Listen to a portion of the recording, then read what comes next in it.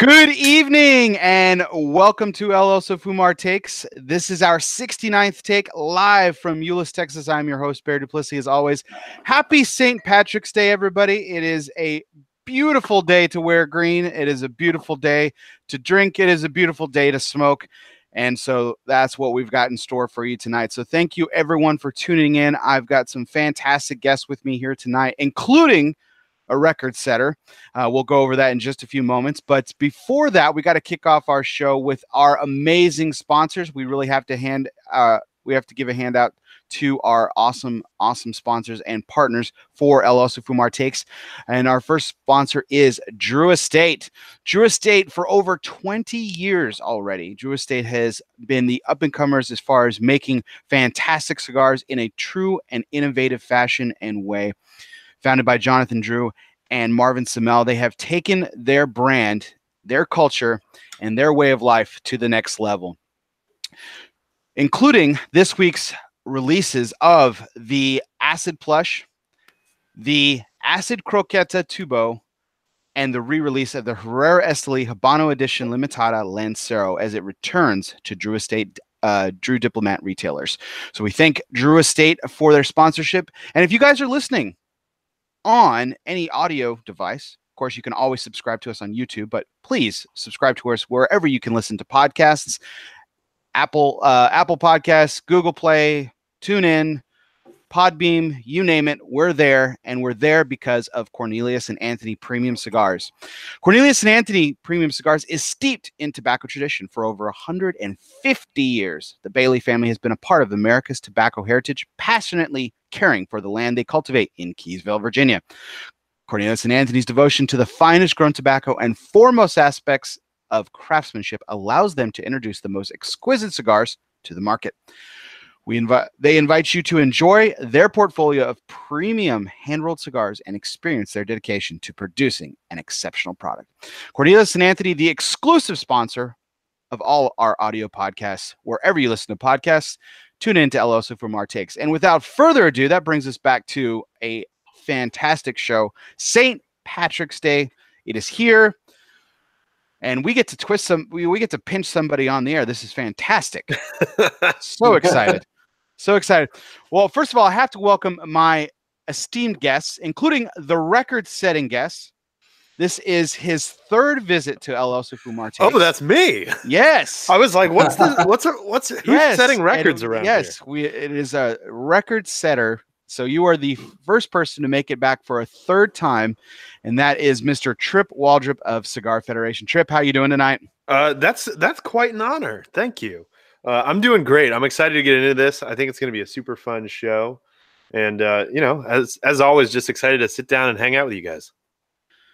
It truly is fantastic, and I have to say that, like, we're not as young as we used to be, but I mean, St. Patrick's Day, what do? You go out and drink and have fun with your buddies, and so I still wanted that at 35 and as a parent, and I thought, what better way to do it than grab another fellow parent and Tripp, and in his words, a Soviet brings up our next guest. Dennis Tsvang of Cigar Federation. Dennis, how you doing tonight? And welcome aboard. Second time. Second time, yeah, man. It's good to be on again. And like you said, it's really cool that you really, for this holiday, the point is you spend time with people and you have a good time, you hang out, smoke, drink, and just relax and enjoy each other's company. So I'm always happy to get that opportunity because, sometimes things get busy. You can't really do it sometimes during the week. Absolutely. I mean, this is great that this kind of happened on a weekend. I mean, tomorrow's still a work day, but yeah. But the cool thing is we get to hang out, smoke, talk about what we're drinking and drink and you know what? We don't even have to pay for an Uber, guys. This is great. Yeah, it's great. That's part of it. This is fantastic. And we get to drink together, and none of us have to get home. So yeah, exactly. And here's I mean, Dennis should be thanking us most of all. I mean, being from the New York, New Jersey area, we basically saved him about $1,000 by doing this. Easily, absolutely. I mean, saved them that $75 cover charge, $35 beers. I mean, yeah. Oh yeah. 3 beers, a venue, God knows how much cigars are with cigar taxes up there these days. I mean, geez.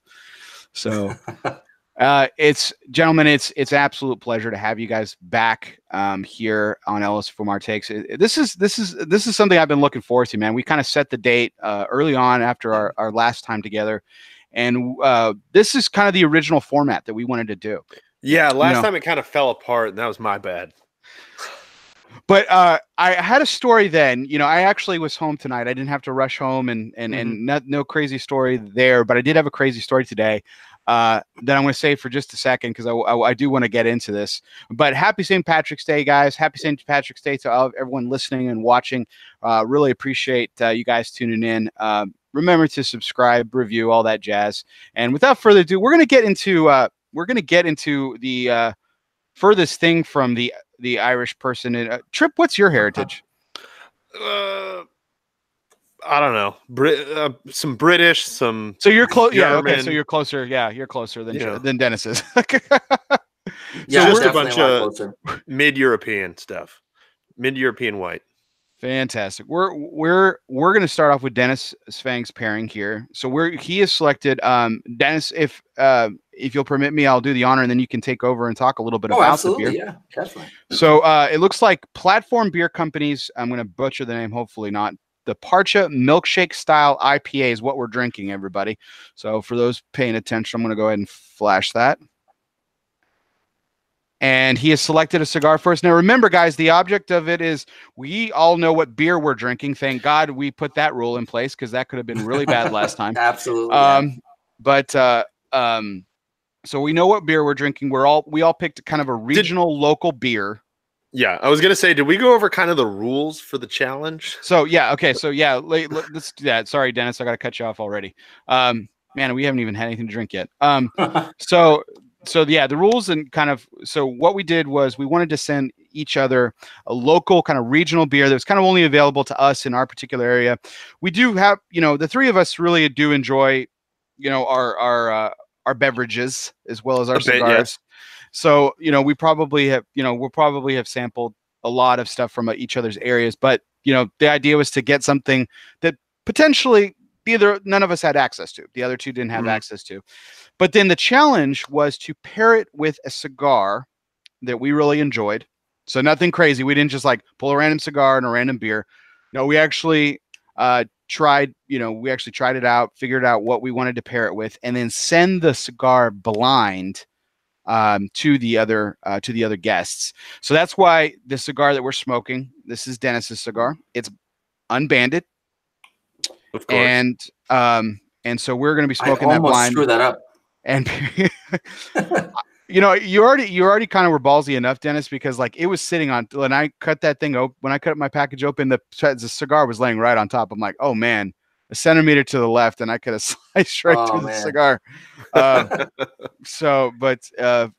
My cigars arrived intact, as did my beers. I think Tripp was really worried about his beer getting here.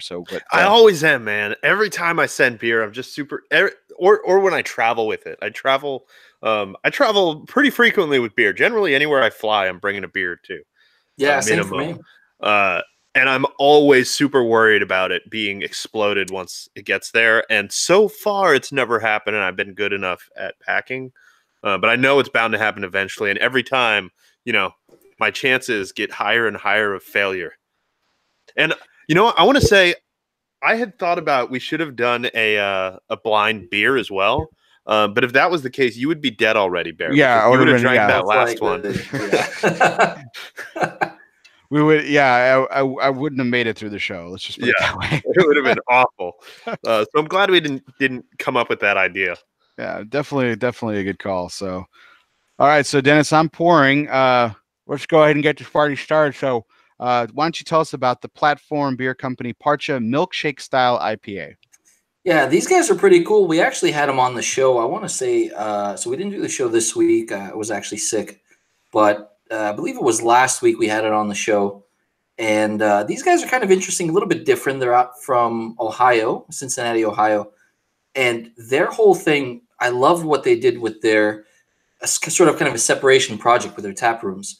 Effectively, they have a tap room for just barrel aged stuff. They have a tap room for sour stuff. as they expanded and got more popular. And they have a tap room that they call the Funkin' Fish.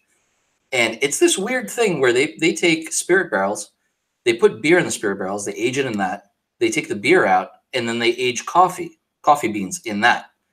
And when you go to the tap room, I've never been, but apparently when you go to the tap room, you get a vertical of the spirit, the beer, and then the coffee after. Or you can have, one of each.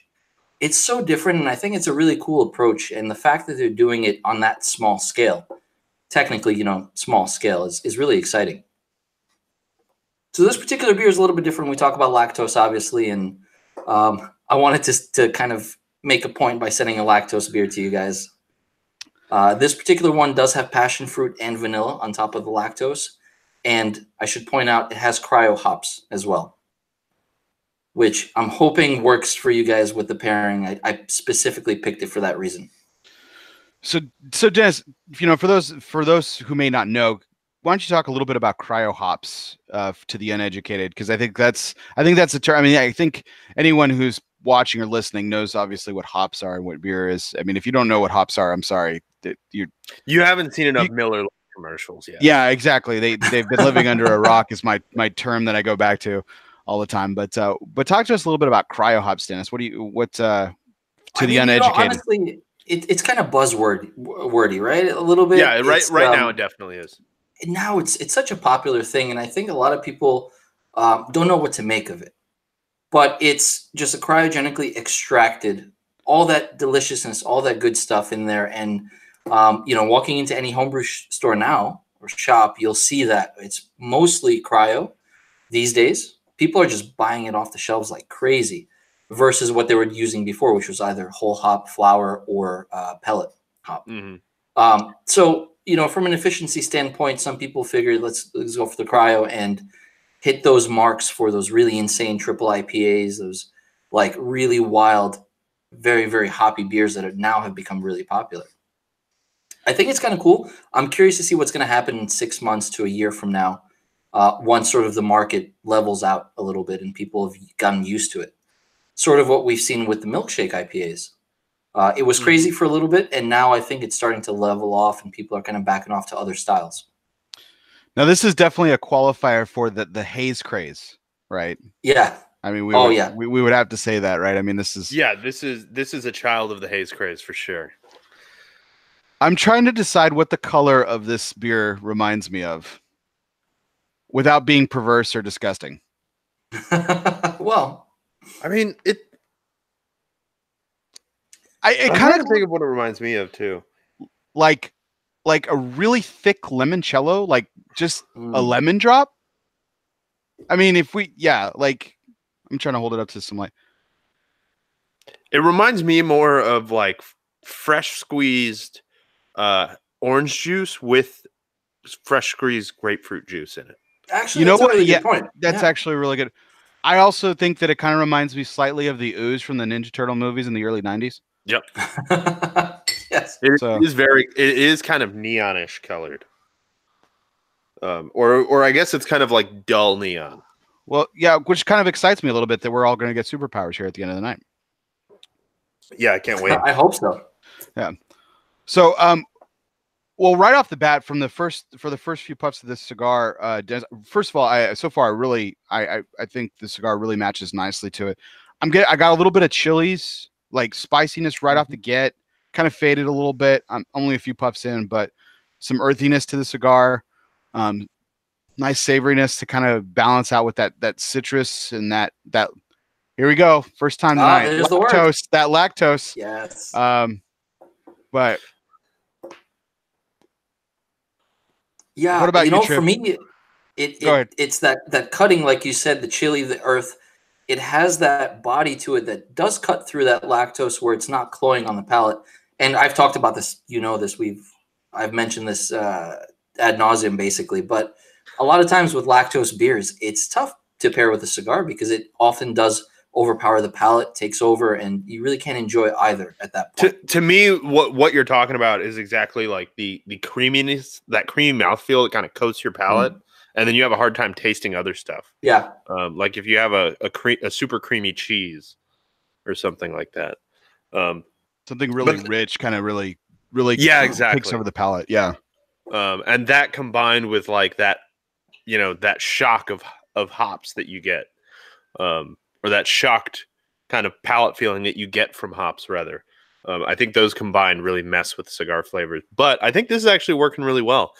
I get a really interesting, like, super like earthy note from the cigar, along with a little bit of that like chili powder that you were talking about. But then when I take a sip of the beer, I can't tell whether this is because of the beer or whether it's because of the cigar or whether it's just the way that they're working together. But there's like a really earthy bitterness on the finish of the beer. And not in a bad way. Like I live for bitter. It's not super dank, no. Like I'm getting that too. It reminds me more of like a what is it called? An Italian Amaro, which is like they're like a digestif, like those super bitter herbal drinks, herbal liqueurs rather. That's what that bitterness reminds me of, in a really pleasant way. Yeah, it's for me that kind of threw me off when I first had this pairing, just on a goof to see what it would be like. I didn't think anything of it, and as I got into the cigar, and especially if you retrohale now, as I'm actually kind of, I think, a little bit further through, probably halfway through the cigar already. Just about. But just about. As it warms up and you get that retro, it's a really kind of full, thick retrohale, a little bit of spice, and then you take a sip of the beer. It kind of does that, like you said, that little bitterness, the digestive kind of bitterness. That's a unique flavor. It's a little bit different, and it's nice to see that with an IPA.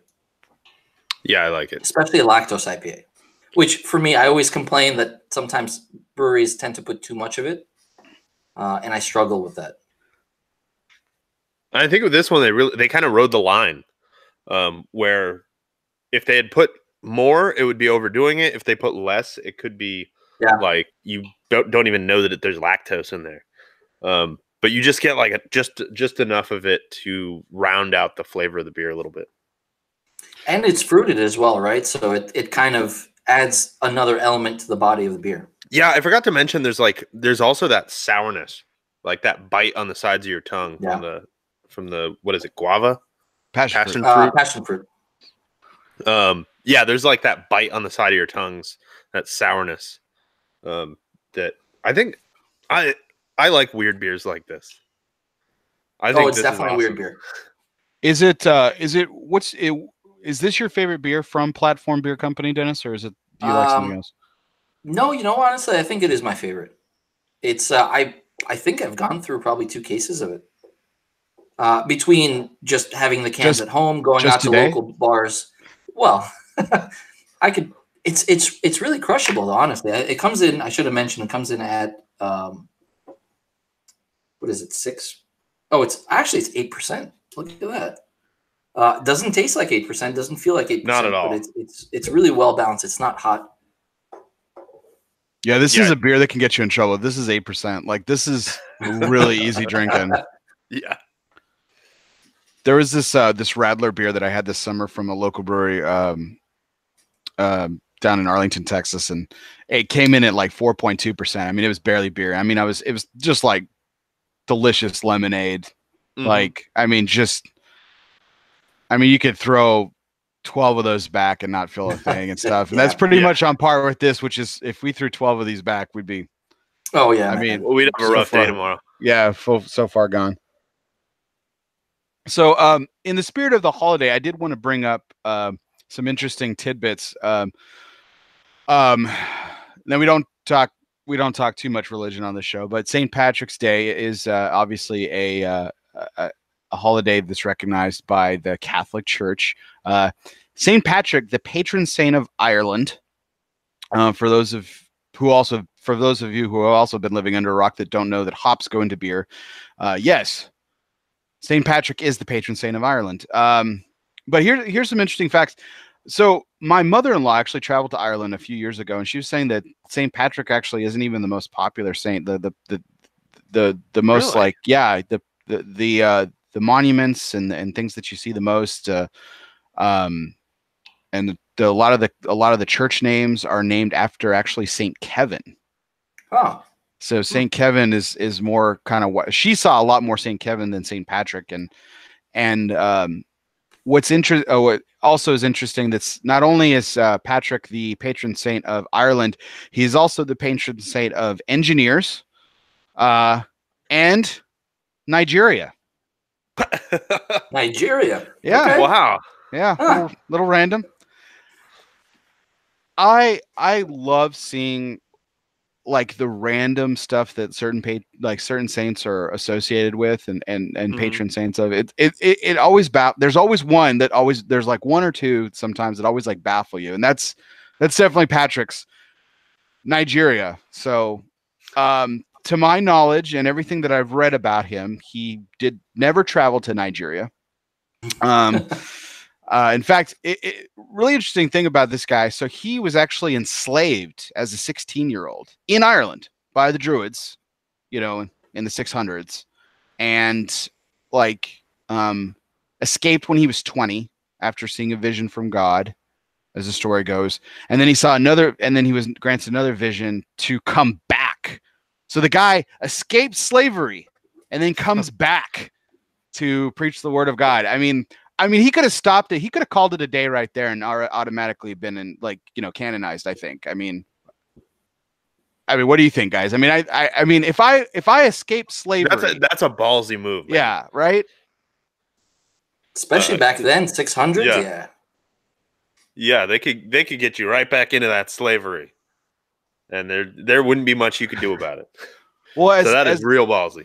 As the history goes with this is interesting. So like as the history goes, he comes back and he meets with a Druid chieftain who actually is going to execute him. Oh wow! Like no slavery for you, Patrick. Sorry, welcome back. We're going to kill you. And then Patrick actually converts this chieftain to Christianity. So like, I mean, the guy just total ballsy move, coming back. He's gonna get executed. Converts that guy, chases the snakes out of Ireland. This guy. I mean, seriously, we should be drinking on the day of his, the anniversary of his death. I mean, we should be. I mean, the guy sounds like he needed a drink, like a couple drinks easily at some point, yeah. But I wanted to actually ask you guys. So I made the joke at the beginning of the show. Dennis is obviously the furthest thing from Irish, but yes. And Chip's probably the closest out of the three of us. I guess I don't know. Yeah, but do you guys have any? For sure. Do you guys have any crazy St. Patrick's Day stories? I don't. Maybe not really. Yeah, I don't really go out. I don't celebrate. My St. Patrick's Day thing is the same thing as New Year in New York City, where I kind of stay away from the public and I don't go out anywhere, and because it becomes a hassle, right? Especially in New York City, everyone's partying, everyone's getting smashed and having a good time, and generally I kind of stay home and hang out, take a day off. It's one of those days like I don't know, I just remember as a kid, my parents, like, we're not Irish. My parents would always do corned beef and cabbage. Mm-hmm. And it's still the meal that I have to have once a year. Like, it's not something that's like craveable. I mean, it's corned beef and cabbage. I mean, come on. Oh, it's so good, dude. I love it. I did party once with a bunch of guys in kilts, a bunch of bikers in kilts. They rode their bikes in kilts, which was see, that's one thing I really don't get about St. Patrick's Day is typically, like, I'm boring on St. Patrick's Day. I'll go and have a couple beers with my mom at some some Irish festival because she loves Irish music, and my dad is just like, I don't want to be around that many people, so I'll just go so I can drink some beer, drink some whiskey. I'm like your dad. And I forgot where I was going with that. This 8% must be getting to me. Yeah, already. I was gonna say you wouldn't drink it. You go. I don't understand why so many people wear kilts to stuff like this. There's so many people that don't seem to understand the difference between Irish and Scottish. They really don't. Yeah. And I just don't understand it at all. I've seen there were people yesterday who had like Scottish flags on their clothes. There were a bunch of people with kilts. it's really weird. I should mention we went to a thing yesterday just so we wouldn't be too busy today. Tripp got into celebrating early so that he could be on LO Supermarket. So exactly. I didn't want to be toasted for the show. It always baffles. I mean, they're two separate islands. Like they're not even on the same island. It would be like the 4th of July if somebody showed up wearing like all Canadian flags and stuff. Yeah. Like it's not like nobody would hate you for being Canadian or anything, but it's just weird. I mean, it's I have to point out. Sorry, go ahead, Barry. No, please. I was going to say, I have to point out, I just realized this. Both of you guys are wearing at least some green. Barry, you have a lot of green. And I am wearing nothing but black and a little blue here and there, but that's it. As I mentioned earlier, we're going to be pinching somebody on the air. So, yeah, we've already hired an Uber driver to come to your house and pinch you for us by proxy. Seriously, it was surprisingly affordable. Well, it's still, I mean, in most parts of the country, it's still relatively early. And so people are just kind of getting warmed up now, as are we with our pairing here. So, Tripp, any new notes that you're picking up? Anything about the cigar that you're really particularly enjoying? I'm not getting it as much anymore. I was getting like a marshmallowy kind of sweetness from it. But it was fairly subtle. Really, the primary flavor seems to be like a dark earth with a little bit of bitterness. There is kind of like an enriched sugar kind of on the nose at the very beginning. It finishes still kind of earthy. That spiciness is kind of dissipated a little bit. Except on the retrohale. The retrohale is still very spicy. And actually, now that I just retrohaled it, that's where most of that like marshmallow note is actually coming from. So if you guys had to venture a guess on sort of maybe, let's not say necessarily the specific tobacco, but if we were to call it a region, what are you guys feeling? What are you thinking, of the big tobacco regions? Where do you think the cigar is from? I'm actually feeling a little bit confident with my first guess that I guessed in the green room, just based on sight alone, which was Cuba. That bitterness really, really says Cuba to me. What do you think, Bear? Well, I thought with the earthiness that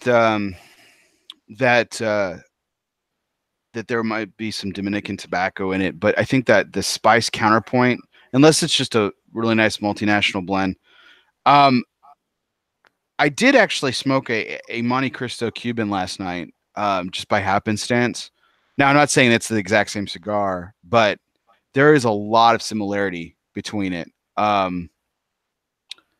mean, it is triple cap, Tripp, so I think you might be on. I mean, not that non-Cubans don't. Obviously, there are a lot of non-Cubans that do the traditional triple cap that heralds from Cuba, so you might be onto something though. The wrapper is really toothy, really rustic. Yeah, the wrapper is a little oily for a Cuban, I think. So that's one of the things that's throwing me off. Like the look of the wrapper is right, but except for that oiliness and how dark it is. I'm gonna say, you know what? I'm gonna actually make a semi-specific guess, which is a Cuban custom. Okay, that's my guess. Cuban custom. Interesting. Okay, all right. And so, Bear, when are we doing our reveals for the cigars? Here, I want to dive in a little bit more here. I want to try to figure this out, man, because it's kind of got me a little perplexed. Please do. It's got me a little perplexed here. Good. So that was my point. I wanted to do something a little. I think it pairs incredibly well with the beer. And so to that point, I actually want to talk just a little bit more about the quote unquote haze craze and milkshake style IPA. I'll throw the ball to y'all a little bit here on this. So when they say milkshake style, again, to the uninformed and uneducated, when we talk about milkshake style, are we talking about that haze? Are we talking about that hue, that milkiness, or is it the lactose that it's being used in the brewing process? I've seen breweries that call something milkshake when it's obviously not what I would consider a milkshake. To me, milkshake means lactose and vanilla. Usually there's fruit in there as well, but not always. You can have just a milkshake style IPA that's not fruited. in my opinion. But to me, it has to have lactose and it has to have vanilla. Yeah, absolutely. I'm on the same page with that. And also, I would point out that a lot of times you'll see milkshake IPAs with not just lactose and vanilla, but also with oats. So the oat will change the mouthfeel and the body of the beer and give it that sort of thickness that you sort of expect with a milkshake, a proper milkshake. Granted, like Tripp said, not all of them are like that. And really, you end up seeing milkshake IPAs that are just basically hazy and nothing else. And I think that's similar to what we saw at the beginning of the haze craze, which was, let's make that same IPA we usually make. Let's just leave it out of the filter and call it hazy. And it's not really the same thing. Even though it might look the same, it's got to have that like rounded sweetness to call it a hazy IPA for me. Or a Northeast style IPA, at least. I say this with great respect to anyone who brews beer, whether it's at home or professionally, and sells it at a regional or national level. I mean, even as much as I hate Miller Lite, even the guys who brew beer there, I say this with great respect. IPAs are generally popular among the craft beer and the microbrewery world because it's really easy to hide mistakes. Yeah. And to me, the haze craze, and I have liked some hazy IPAs. I'm not saying I don't. But to me, the haze craze are brewers getting lazy. So not only can we hide mistakes, but now we don't even have to filter and make it look attractive. Yeah. We're just totally I kind of agree with you for most brewers. A lot of them are actually, they're trying to make that like juicy Northeast style, which is actually a thing. But then exactly what you're talking about is what I meant. Like, if you're just not filtering an IPA and then calling it hazy, that's different than making a hazy IPA. Yeah. Right. Absolutely. No, absolutely. So what are a couple of, other than this one, Dennis, what are a couple of your favorite, either regional, national, whatever, for those listening and watching, that can go out and grab some of your favorite milkshake style, Northeast style, hazy IPAs? What are some of your go-tos? Man, it's funny you say that. So yeah, you kind of put me on the spot because I have sort of strayed away over the last couple of months from that, and I've been really on a big. I've been going back to the sour kick, and I've been going back to the Flemish Reds. That's always been my jam. Bear, I'm going to call it in a year, maybe even 6 months. You're going to be commenting #Flemish Red. Dude, I'm telling you, man, it's coming back. Comment #lactose. Oh man, He's totally. all about I'm preaching. I'm totally preaching the word on that. As far as hazy stuff that I've had, man, it's crazy, especially on the East Coast, the Northeast, I should say. Everybody has a hazy beer these days, right? It's very common, and not all of them are really all that great. In the early days, yes, they were all great because they were really rare, limited. Now everyone has one, so they're kind of, it's a little bit convoluted. There's just so much going on. I would say Mikkeller, if you're on the East Coast, if you can get it. Mickler's pretty cool. They have a couple of interesting beers. One of them is a Freddie Mercury beer. I forgot the specific name of it, but it's pretty fun. There are a couple of breweries out here in Jersey and also, I believe, I want to say in Massachusetts, that have some really awesome, just proper fruited, lactose fruit and hops kind of IPAs that are really solid and people love. But I've kind of, strayed away from that a little bit. Less lactose, and I'm going more toward that old style talk about IPAs back in the early days of like Stone Ruination. Mm-hmm. Those kind of beers. That's kind of my thing now. The Flemish Reds. Wow, that's gonna start a whole. You're right, Tripp. That's gonna start a whole new hashtag. That's gonna be That's gonna be fun. One of the hazy IPAs that I go to, I actually tried God, man, it drove me crazy. I was going through my my Untapped log, and it was actually something I tried in your neck of the woods. I'm going to pull it up. I want to be that guy. But before I do, one of the ones that I really enjoyed locally here, Deep Ellum makes an IPA that's really tasty actually. But then during the summertime they make this. But you can pretty much get it year round. And you want to talk about crushable beers, guys? 5.2%. The Easy Peasy IPA session IPA from Deep Ellum Brewing Company is made with tangerine peel and lemon peel. Now, interesting enough, we talk about the haze craze coming from the northeastern part of the country. They took northwestern Pacific aroma hops in that particular IPA. And dude, like, guys, I seriously, like, I need to get you some just for straight up, or I might bring some to IPCPR this year. Nice. I mean, just you want to talk about crushable beers at 5.2%. That sounds awesome. I mean, oh man, it's so good. It's like what lemonade wants to be when it grows up and has a baby with a beer. Like it's just, and that tangerine really makes it like that tangerine's not random. Like it's not like, oh, we could have done blood orange, we could have done orange. No, the tangerine's intentional, and it's perfect. It's absolutely perfect. As I'm bringing up my Untapped, guys, are you guys on Untapped? Yeah. I'm on Untapped. I think the last check-in was about a year and a half ago. Nobody likes a quitter, Trip. I just got tired of keeping track, and also being able to look and be like, wow, I had 11 beers this week or something like that. And then be like, just don't give your wife the list, man, and you're all good. That's so now I just keep it casual with my beers, except on sharing our pairings, which is actually most of my beer consumption these days. On Untapped, my highest rated, I just looked. So my highest rated milkshake IPA is a pineapple milkshake IPA from Tired Hands Brewing Company.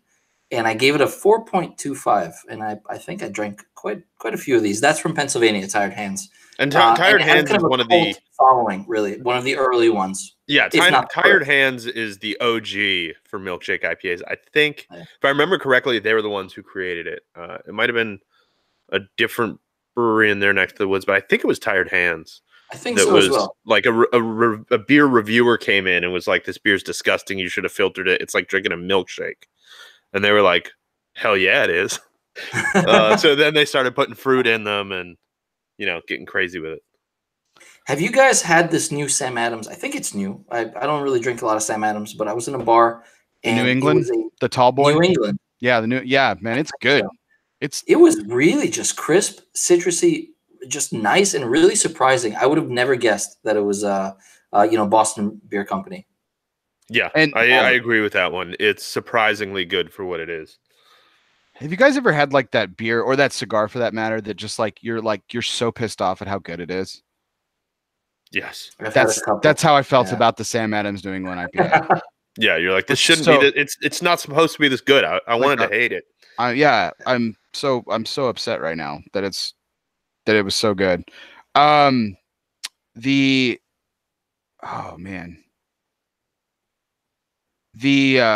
beer that I was talking about is the Georgetown Brewing Company in Seattle. Okay. Called the Citrus Galaxy. I don't think I've had that one. That was really good. Wart Factor had a bunch. This was a True's hazy IPA, New England style, 6.7%. Wart Factor from Counterbalance Brewing Company in Seattle, Washington. Counterbalance was really good. I had a lot of great beers from that. I don't think I've had anything from them, dude. When you get up closer to that area, I'm assuming they're pretty small. Mm-hmm. A lot of breweries in Seattle actually are. Yeah, and God, it was really good. It's really. I really don't want to bash anybody, but everywhere I went, everyone kept trying to tell me to try Old Stove. Have you heard of them? Nope. But I went into other brewing companies and I was like, hey, what other than your beer, give me a beer. And they're like, Old Stove. Old Stove. I heard that probably about half a dozen times, right? Tried 2 beers from there. Easily the worst 2 beers of my trip up to Seattle last year. It was like, and I hate saying that. Like, I mean, like I said, with all due respect to anyone who brews for a living, and these guys obviously have earned the respect of their peers, which is really great. But holy crap, like not even in the same galaxy. Like there was this. Let me pull it up here. It was so good. It was a habanero amber beer from Bad Jimmy's. Mm-hmm. God, that was good. That was easily the best chili beer I've ever had in my life. Wow. Easily. It was so good. easily, because it wasn't the chili was there in the front, but without the spice. That's and what then you it want. just finished with this nice Yeah, man. That sounds roasted. It was almost more. It tasted. I got more poblano out of it. I remember this because I remember telling the bartender this. I got more poblano out of it than I did habanero, and it was so freaking good. I really like beers like that. It's hard to find a good chili beer because a lot of them are just way too spicy. Mm-hmm. I just pulled a little Phil Zangi action over here. I got my seltzer in between cigars. Yeah, me too. Me too. So you guys just got back from Pro Cigar. We did indeed. And so that was really fun. So that's the last thing I'll hit before I think we do the reveal here. So speaking of Phil Zhang, you guys spent a lot of time. It looked like with the debonair man himself. Basically, I mean, Dennis spent 7 straight days with him. I spent 5. Yeah, it was great. So how many words did you get in, Dennis? I mean, 5, 7. No, you were with him 7 days. So 7, right? You said about 7 words all the time. All we did was talk and hang out and smoke cigars, and it was incredible. Yeah. And it's just, with Phil, as you get to know him and the people in the cigar community that know of him and about him and have spent time with him, he's got a story about everything and anything you can imagine. And each story just kind of gets more interesting and insane and cool, really. Every story is less believable than the last. Yes. But his story is unbelievable. His story it's epic, man. And the thing that impresses me about Phil, and a lot of guys in this industry are like this, including my partner on Cigar Coop Primetime Special Edition Coop. The energy that Phil does. Phil is next level on energy, man. I mean, it's just absolutely nuts. Like, he did a podcast with us once. He was a guest, and he was going on like 2 days of like a couple hours of sleep, and he was just he was still at apex level. Like, it was just nuts. And Tripp, you've been with me in this boat. I mean, we have children. We've spent countless nights with no sleep, and I can't imagine being at that level. Hits you. Yeah, it gets you the best. Part of that is his training that he did with the Delta Force crew out in Honduras. Let's not forget about that. Is that one of the stories? For those of you, so for those of you listening that don't know about this, next time you see Phil, ask him about that. He'll tell you all about it.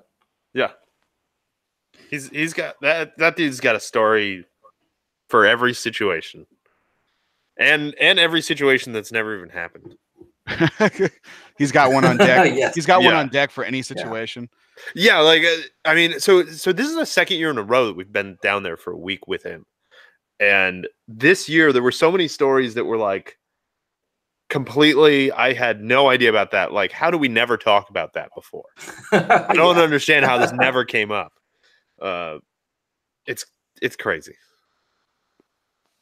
All right, so we'll talk a little bit more about Pro Cigar with the next pairing, but I think it's about time to do the reveal for. So and I'm not knocking, but I'm because we are chatting a little bit, but I'm having trouble keeping it lit in this lower third. What about you guys? Are you having that same problem, or is it just because I'm chatting too much? I thought we were going to move on a while ago, so I let mine go out. I've been trying to rest my palate a little bit to get ready for yours. I finished mine almost full nub. Almost 45 minutes ago. He nubbed like 15 minutes ago, something like that. Yeah. You spoke so fast, dog. Yeah. Oh man. So, man, I just that earthiness is real quintessential. I got a lot of I got some truffle there on the end, a little bit, especially on the retrohale finish. Tripp, I think you're onto something there. There might be something Cuban. It might be Cuban, but I'm going to err on the side of being conservative here. I think there's definitely Dominican in there. That wrapper is so rustic though. It's not like, and it's the thing that gets me. It's not light enough and it's not rich enough to be broadleaf. No, that's the thing. It's too light and it's not rich enough to be broadleaf, and to be that kind of rustic and toothy. So, man, I think that's where you got something there. So, anything you want to add there, Tripp, before Dennis drum rolls this out? No, I want to know what it is. I think like the more I think about it, the more I think it doesn't really taste Cuban because usually for me, like with a Cuban cigar, I can light it and just be like, yeah, that's Cuban. So that's the thing that makes me think it might be a custom roll is it's got like so many characteristics that aren't like Nicaraguan or Dominican, but then it's also got characteristics that are decidedly not Cuban. Right. So I can't figure it out. So all right, this is gonna blow your face off, Tripp, Yeah. completely. Because I'm pretty sure this is a cigar that you've had. Bear, definitely you've had this. I'm pretty sure. So it is Cuban. So both of you were on the right vein. That's good. It is a Romeo and Juliet No. 3 Tubo. Oh shit. Oh, I've smoked Nice call. a lot of these. Yeah, I've had that. Yeah, and I don't remember them being this rich. Yeah. I don't remember them having this much flavor. This is fresh off the boat, like came in just 2 weeks ago. Oh, okay. Stellar pairing, dude. Good job. Yeah, man, that's thank a you. good pairing. See, yeah, I wanted to be conservative, man. I would just like that earthiness, but a little bit of that, kind of a little bit of that savory, truffle note. You kind of now it's all clicking and everything. Great call, Cubans man. they're really tough to pair, honestly. There's a lot of subtlety there that gets lost, especially when you throw with an IPA. So I personally wanted to kind of push the edge on that and see if it was even possible. Great call, man. Great call.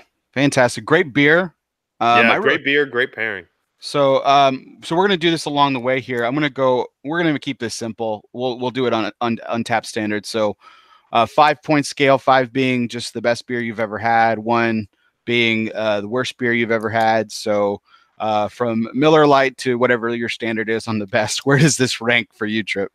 I would say 4.5. This is I could see myself crushing tons of these if I could get them. And I should mention this is also limited release, so good luck. Yeah. So, unfortunately. So I guess we're Venmoing Dennis some money after the show here. Yeah. That's what's happening here. I have to agree, Tripp. I'm gonna go just a little bit lower. I'm gonna go 4.25. I'm pretty rough on my beers sometimes. When it comes to that ranking system, I'm a little tough on people. But it's still a stellar, man. Totally. Yeah, I could drink a crap ton of these.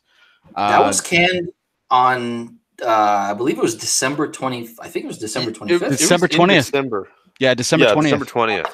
So I can't believe how good it is after that much time. Yeah. Very, very, very tasty. Really enjoy that. So, I think we're going to go ahead and do my beer next. Yep. So while you guys, I don't know if you guys have poured, but I kind of did mine as a joke. I thought one of you for sure was going to send an Irish beer.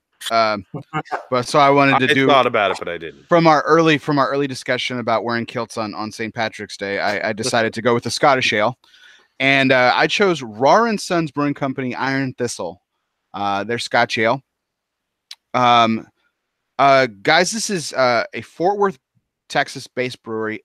This is easily my favorite beer from them. It is a seasonal, so this is actually the time that you can get it. It's actually the tail end of it. It releases in January each year after their winter warmer, which is actually the winter warmer is probably one of their more popular seasonals, particularly their bourbon-aged winter warmer. But this has always been my favorite beer from Rar & Sons since the moment I had it. Fell in love with it. Absolutely terrific. And what's interesting about that is I had Scotch ales before this beer, and I was not a fan of any of them. And I'm not going to mention them because I've already kind of dissed Old Stove Brewing Company. I think I'm going to take it easy on some other companies right now. Trying to see if that comes up. I'm so official. Yeah, it's pretty cool. Yeah. I just saw that. Really, just a really fantastic beer. Great company. I'll go a little bit into it here in a second. It's a very full-bodied beer. You're going to notice a really nice rich color to it. Almost pours like a dark roast coffee. You're going to get some roasted malt off of that. It's particularly in the aroma. Super black, but then with a white head, which is weird. A thin white head. Really, really nice. I get a lot of caramel off of it. And a lot of roasted grain, dark coffee. but that sweetness, that caramel sweetness is very, very, very quintessential. Just absolutely love this beer. And I am drinking it. Yes, I am drinking it out of my Raw and Sons barrel. That's a great. I saw that earlier. That's a awesome glass. cool. It is an Oktoberfest 2014 beer from Raw and Sons, but it is my favorite glass that I have from them. So I wanted to pay tribute to them. Really, really, really cool story. This brewery is just absolutely fantastic. They've been around for a long time. So a long time in terms of the craft beer craze. They opened its doors in 2004, and the tagline for the brand when it was released was the brand new beer with a 150-year history. And so there's actually a story behind that. The Rahr family started making beer in the United States in the 1840s, almost immediately when William and Natalie Rahr immigrated from Rhineland, Germany, into I'm going to totally butcher the city. I think it's Manawak, Wisconsin, so they were brewing beer and everything, and they actually called the brewery Eagle Brewery, and it's really, really sad. And oh man, I shouldn't have chuckled. Oh God, it's terrible. It's a really tragic story because William had a really tragic accident. He during an inspection in the 1880s, he actually fell into a brew kettle and suffered burns that he never recovered. So to honor him, his sons actually renamed Eagle Brewery to William Rahr's Sons Company. Oh, that's cool. Yeah. So, really, really great story. So what's actually even cooler is they stopped making beer during Prohibition, but didn't get away from their history. In fact, Rahr is still available up in Wisconsin, but they are a malting company. Oh, wow. So they were making malt during the Prohibition. And that's where the name comes from. And so the great-great-grandson of William, his namesake, Frederick William Rahr Jr., everyone calls him Fritz. He's known as Fritz. Opened up Rahr and Sons Brewing Company on the south side of downtown Fort Worth in 2004. And it was really cool. This was pretty early in terms of the craft brew, explosion. Predates the explosion really. That was right as craft was starting to like really get off its feet. Right. And what's interesting about it is he belonged to, this is 2004, guys. Facebook's not even really around or anything like that. But he belonged to a home brew club back then. And like he went in to one meeting one month and said, "Hey guys, I'm opening a brewery," and they all thought he was kidding. And he got like all of his buddies to pitch in and stuff. And they really started it particularly in our area. I won't say they invented it, but they did. They do a weekend showcase every Saturday. You can go, and it's really cheap for like. It may have gone up at this point. I think it's like, maybe $20, but at the time it was like $5. Got you like 4 tokens, so you got 4 beers for $5. And that's awesome. Yeah, get the tour, the whole 9 yards, and just a really, really cool experience. They had a really terrible accident in the late 2000s, before 2010. And it actually was the best thing that could have happened. And it was one of the snowstorms that came through because we are Texans and we don't know how to handle snow. Crushed the roof in, destroyed their bottler that they had bought from Abida Brewing Company in New Orleans. That was like one of their first ones. It was just ancient and terrible, but it worked. So, thankfully it was insured. And then they got up, and after they got that repair done and a new machine, they started cranking out beer like crazy. So even in tragedy, Fritz really persevered along with all his good folks at Rahr Brewing Company and pulled out some amazing beers. And this is my favorite beer that he makes. Absolutely love it. It's terrific. So I chose to pair it with a cigar that you guys have probably lit up by now. I'm like halfway through it already. Halfway through it, of course. Dennis is already. I haven't even lit it yet. No, I'm not. But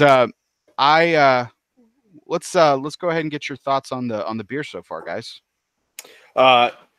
Man, it's not what I expect out of a Scotch ale. Usually I expect a Scotch to be more like shitty. No.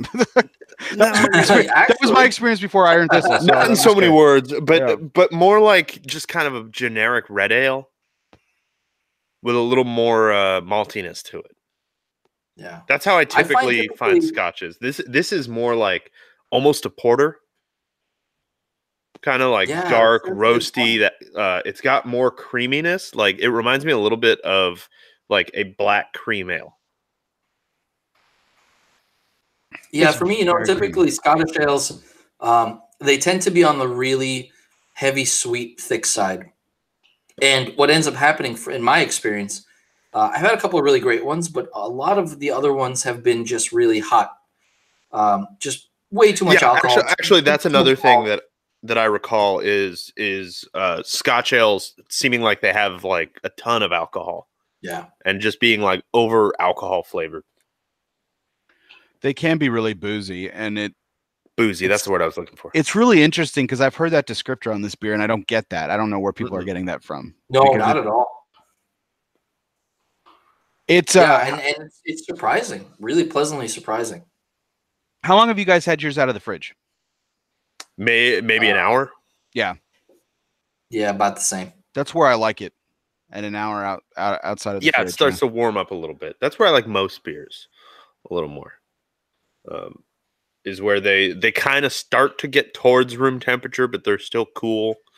They're not, just losing their carbonation like crazy like they do when they warm up. But it's still got that crispness without being like super ice cold crisp. So, Dennis, any additional thoughts on the beer? I really dig it. It's to me, it's really surprising. Like Tripp said, it's really malty, and to your point as well, that caramel really pops on it. Yeah, and it's not a cloying sweet caramel. It's kind of like that aftertaste you get after eating caramel. And then it finishes really roasty, like coffee. I'm trying to figure out the cigar. Yeah, the cigar, as soon as I lit it, and I'm really not that far into it yet, but for me personally, I've been getting this really intense sweetness, and just automatically, for some reason, it hit me. I thought of Andullo immediately. Really? I don't know. There was a funk to it that kind of, maybe it's my last pairing that kind of threw me off a little bit. But that's what I'm getting so far on it. I get like granulated sugar and spice, and it reminds me of a cigar I've smoked before, but I can't figure out exactly what. I'm almost certain that I've smoked this recently, but I can't figure out what it tastes like. So for those who aren't aware and don't know, Dennis, you brought into discussion a term that people may not be familiar with, the Andullo. So why don't you elaborate on that and why you think you're getting some of those notes off the cigar? So for me, I mean, it's a process of fermentation, right? It's a really kind of cool classic Dominican style. And Tripp, correct me if I'm wrong, because I always confuse this with the other process in Brazil, which is really popular, which is the rope style. Yeah. Right. And I always get that. I never remember the name for that. I don't know if you remember what that was called. I don't remember what it's called. I wonder if maybe one of the CAO cigars was. Yeah, one of the CAO cigars absolutely used that method. It was the CAO Amazon, one of the Amazons. Yeah, it was the Anaconda. The Anaconda does that. That was the I can't remember the process something. either. That's the name of the thing, right? Yeah. The that's ringing a bell, but yeah, I can't remember. Dang it. But yes, it interesting that we both remember. We all recall the cigar, but we don't remember the process name. I'll have it in a second. Yeah, Tripp looked that up. So yeah, they basically tie the bundles together. You end up with what I remember as just effectively like a brick, kind of just bunch of tobacco as it ferments, rather than putting on a pilon and just piling and flipping. And it gives it this, for me, what I get a lot of times out of it is a little bit, I don't want to call it sourness because it's really not sour necessarily, but it's a really kind of distinct funk out of the tobacco. I get like a weird kind of spicy mushroom kind of flavor out of Andullo. Andullo is where it's not the one where it's in like the block. It's in like a cigar shape that's 7 feet long. And then it's just a column, yeah. Yeah, and then it's wrapped super, super tight with rope, and it looks like a giant perfecto. It's done twice, actually. They unravel it, and then they do it again. Yeah. And it just sits there, and essentially you end up with a log made of fermented tobacco. And traditionally they would just chip pieces off and use them like, in a village they would chip pieces off and smoke them in their pipe or whatever. And even when it made its way to cigars, they were still using like that chipped off version. And apparently, from what I've heard, La Aurora found a way to extract full leaves from that process. Yeah. Which I think is super interesting. Anyway, the Anaconda, that's called Fuma and Corda. That's what it is. Corda, that's it. There we go. Smoking a rope, basically. They rope it, and then they take that and they spiral it basically around a big stick, and they leave that way to ferment out. And I think it's pretty cool. It's kind of a fun style, and I love that every region really has their own way of fermenting tobacco leaves. Mm-hmm. I just got a little bit of that Andullo flavor that you're talking about, but I still don't think this has. No, it might. I don't know. I need more time. This is the third time that I've smoked a cigar with this beer, and they go together. I'm gonna pat myself on the back. It's really pairing well. So the pairing is on point, dude. Good. Dennis, your thoughts? And don't feel free to follow Tripp if you want to knock me on it. Please do. No, you know what? I'm actually really enjoying it, and I love the fact that I'm just enthralled. First of all, I'm surprised by the beer in a really great way. Scottish Ale. Before I ever had Scottish Ale, this is what I expected Scottish Ale to be like. And because I had no idea, I didn't know. AKA good. So just for those, in my opinion, I think it's awesome. Yeah. But then with the cigar too, there's so much going on with this cigar that I'm still trying to figure out, and I love that with a pairing, where you're thinking about it. It's complex, and sort of kind of they play off of each other, right? When we pair things, we hope that ends up happening. It doesn't always happen. Once in a while, you get lucky and you have that pairing that kind of has you thinking about it, and it's exciting. It's just a really exciting way to enjoy a cigar and a beverage. So speaking of pairings. This whole concept of the show, this is kind of our second rendition of it. And again, this is what we originally intended the first time around. And I'm really enjoying this, guys. I don't know about y'all, but I'm really enjoying this. This is a lot of fun. Really like exploring the cigar as well as the pairing itself. And props to Dennis for no pun intended, for our guest tripping us up with bringing us a Cuban. And I wasn't expecting it. Yeah, I saw you guys would like that. It's also because I don't really smoke a lot of Cubans. I do, but I don't really talk about them as much. So I wanted to do something different. But the idea of the show was spawned from sharing our pairings, which is the cigar show that you guys, both of y'all, host on Cigar Federation. I think it's probably the most unique show out there. For what it's worth, because it's at least I haven't seen any other than a couple that you guys have done on location at some breweries, but it's completely absent of guest for the most part. About 98% of the time, completely absent of guests. It's just you guys jawing back and forth, sharing, precisely on the nose, sharing your pairings with each other. Usually there's a cigar theme, so. I don't think we really explored it last time. Tripp, why don't you tell us a little bit about the concept of the show, where it came from, and where it stands today? So the concept of the show, it was conceived and originally hosted by Rob Rasmussen and John the Cigar Surgeon McTavish. I didn't even know them when the show started. From what I know, it just kind of was like, hey, we pair stuff with cigars. Why don't we try just doing that live and talking to people about it? And then from there, it just kind of like It started off as just kind of let's try it a couple times. Then it became a weekly show. That was around the time that I started watching the show as a consumer, and I just thought it was super interesting. I tuned in every week. I was, pairing my own stuff, trying to figure out how pairing works. And then I think it was in 2017. It was 2016. Man, it's been a long time. In 2016, Rob Rasmussen left Cigar Federation, not because of any bad blood or anything, but because he actually got hired by Mambacho Cigars, where unfortunately he recently parted ways. But that's another topic. I just kind of was like, I could help you out with that, John. Like, if you need somebody to help you host for a couple weeks while you figure out who's going to be the new host. If you need someone to drink and smoke with, I'm your guy. Yeah, exactly. So he was like, sure, let's try it. We did a kind of offline episode-ish where we just kind of did a pairing and talked about it with each other. And he was like, all right, yeah, that sounds good. Let's do it. And at the end of the first show, he was the host at that time. He took over hosting duties for the show when Rob left, and I just tagged along for an episode. And at the end of the episode, he was, like, all right, guys, thank you everybody for watching.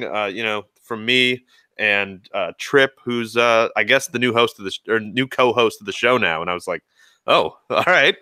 I guess I can do that. I better block off my Wednesdays. And then I don't know, I guess maybe almost a year later, John left to go move over to developing palettes, just to change his scenery kind of thing.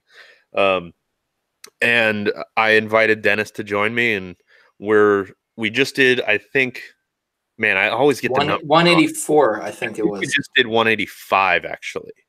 I think our next one is 186, which means that this summer we're going to be hitting 200, which is a pretty big number for cigar shows. And together or just total the show? Total. The show total. Yeah. But I've done over 100 episodes at this point, which is mind-blowing to me.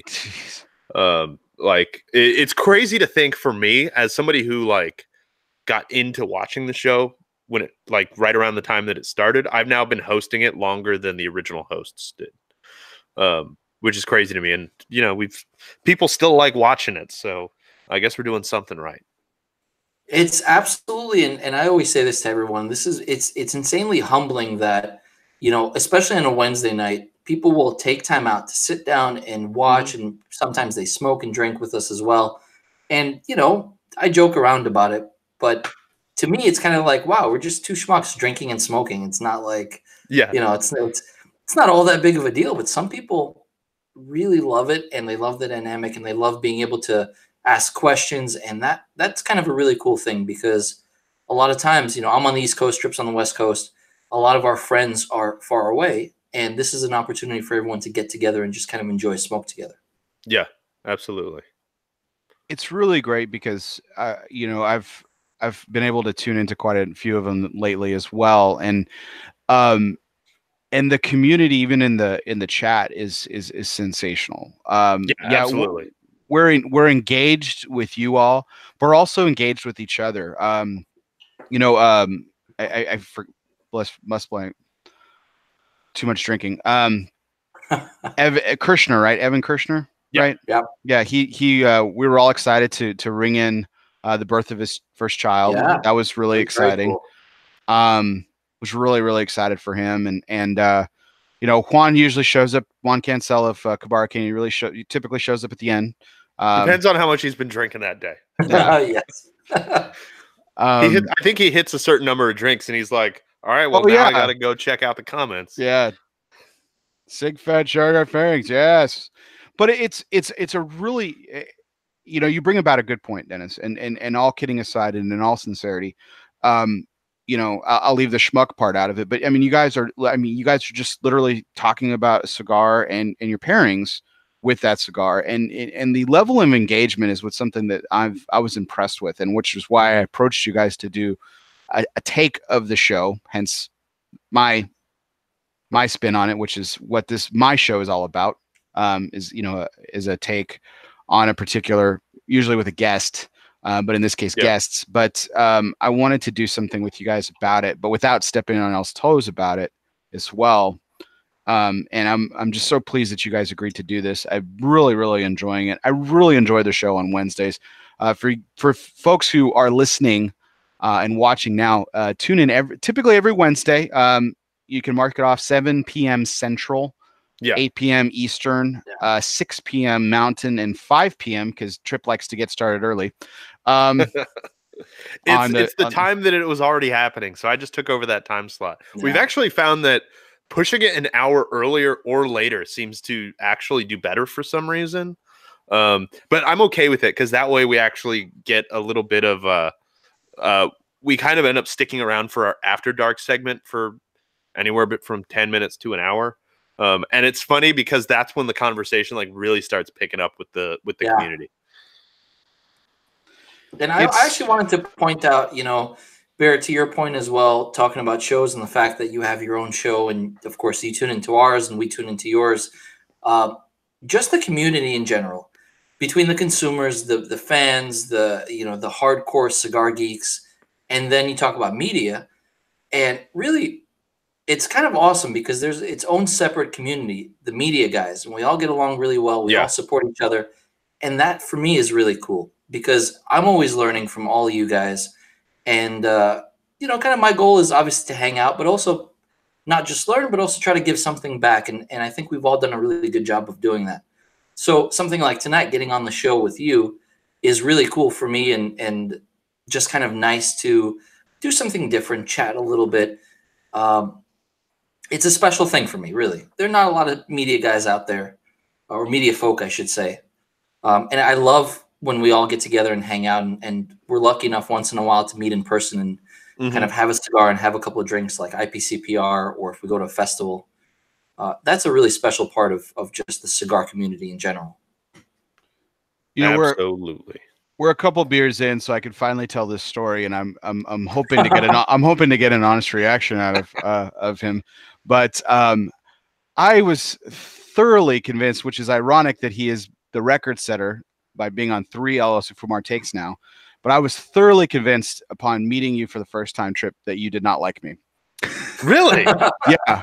I was like, man, wow. I really pissed that guy. I don't think I don't know. I worry a lot that I give off that kind of vibe. And it's more because I'm like, I have ADHD. I'm in my own head all the time. So a lot of times, like if somebody says something to me, like I'll space out and then I'll forget what they said. And then I'm panicking or something along those lines. But wow, I'm really surprised by that. I assure you that wasn't the case. Well, clearly, you can at least tolerate me being on 3 of these shows. So that's exactly. And in true Clutch fashion, I had to. We had a terrible situation where I had a guest in December that had to cancel because of a family affair. That around the holidays, man, family getting together, totally was understandable. And so I had a week to, a little bit less than a week to try and figure something out. And luckily, you'd mentioned him earlier, the cigar surgeon, John McTavish, and you, Tripp, came to my rescue and agreed to do a show. And that was awesome. So it was really fantastic to get you on really soon after your first appearance. And so it was only like a month or so after, maybe.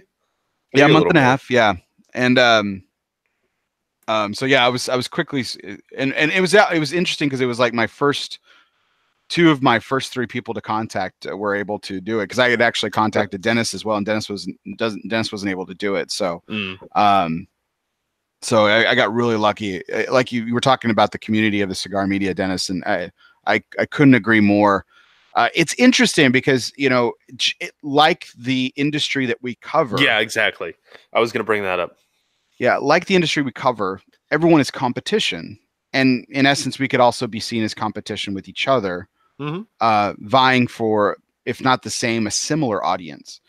And yet, we all, for the most part, typically get along, know each other really well, support each other, by viewing and taking in each other's websites and stuff. I don't have a website, but, it's interesting I love this industry. I say it at least once a show.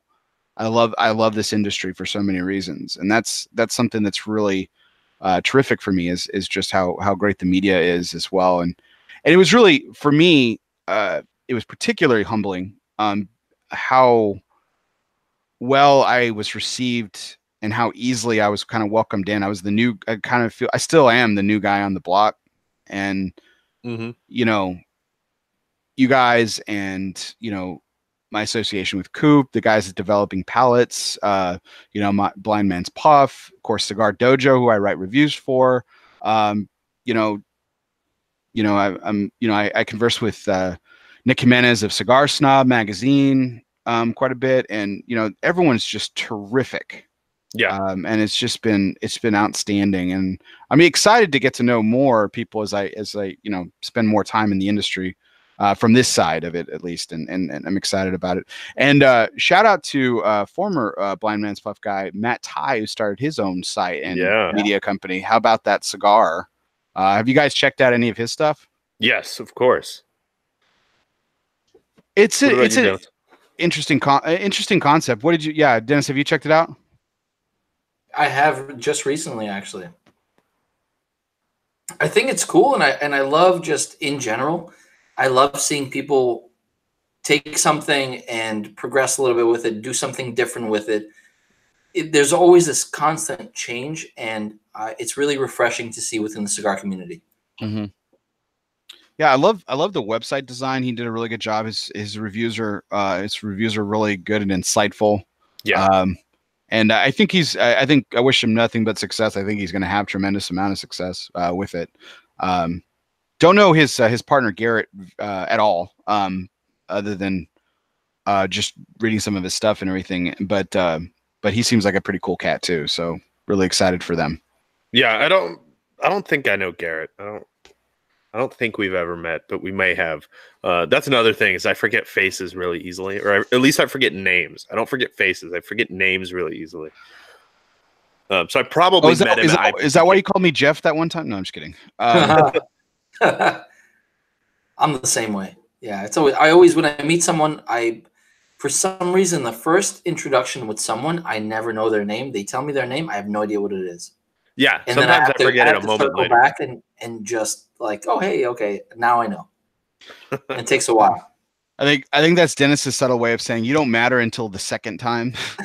Yeah. So we've kind of jotted a little bit, smoked some more of the cigar, drank some more of the beer. How's the pairing coming along for you guys? I think you nailed it with this pairing. I still can't figure out what this cigar could possibly be. I have one guess, and I'm 100% sure it's wrong. But I think the marriage of these two is couldn't be better. I don't think. I really, for this pairing, honestly, from the bottom of my heart, I only have one word, and that's sexy. Sexy. I think it's crazy how well it works, and that like the roasted flavor from the beer, that like funky sweetness that I got in the beginning is still there in the cigar. It works really well together. I don't have to fight either, and I'm just kind of relaxed and not even thinking about it. I'm just enjoying it.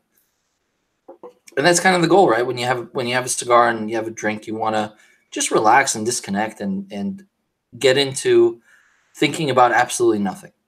And that's exactly what this pairing is doing for me. How's the draw on the cigar? Perfect.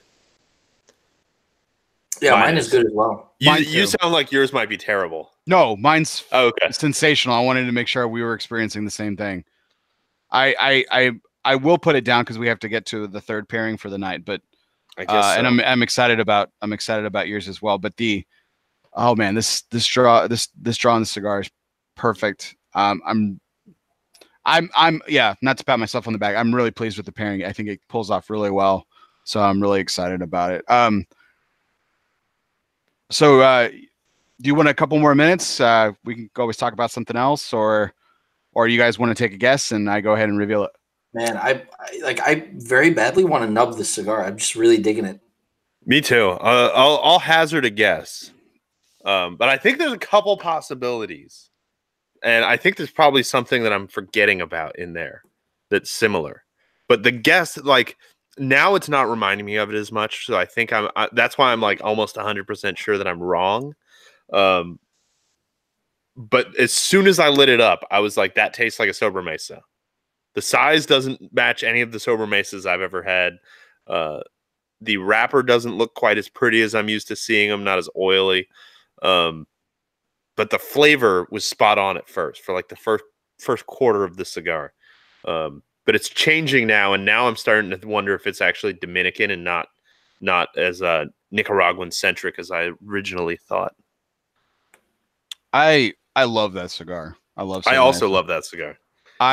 That's the reason that I think I'm wrong, is because I've smoked probably 150 Sobremesas, and none of them taste exactly like this. But there was enough at the beginning that I thought it was, and I can't come up with a better guess. So I'm struggling. For me, I'm thinking. So I get a very strong, like I mentioned before, Dominican feel. But now that I'm pretty much at least halfway through the cigar, I'm thinking there's a multinational thing going on there. I definitely think that's on point. And I'm still sticking to that Dominican thing. I feel like it's somebody in the DR. So that's going to be my best guess. You know what's interesting about this Sobremesa? It's I've told Steve this to his face, Steve Saka, that I know he's put a lot of pride and he feels really strongly about the Sin Compromiso. Yeah. But I think he hit it out of the park with Sobremesa. Agreed. I just do. I love that cigar. It's probably the most complex medium-bodied cigar in the humidor that I work in at Michael's Tobacco here in Euless. And I to this day, I mean, it's still, it's 4 years later and I still believe that just as strongly. And I love that cigar. And it's just absolutely fabulous. And that's not a knock against Sin Compromiso or which was the #1 cigar of the year on Cigar Snob on Mag. many lists. Yeah, many lists. And it finished in the now I'm totally drawing a blank. Was it #1 or #2 against the Cinco de Caras on the consensus? I'm drawing a blank now. #2. I think it was number two. It was #2. I think we got the consensus right because we had Cinco de Caras as #1. Yeah, you guys had the Cinco de Caras as #1. I think the consensus agreed, if I remember correctly. Yes, yes. So I couldn't remember which one. I think, and that was pretty much my guess going kind of as the lists were coming out that those two cigars were going to be battling it out. Yeah.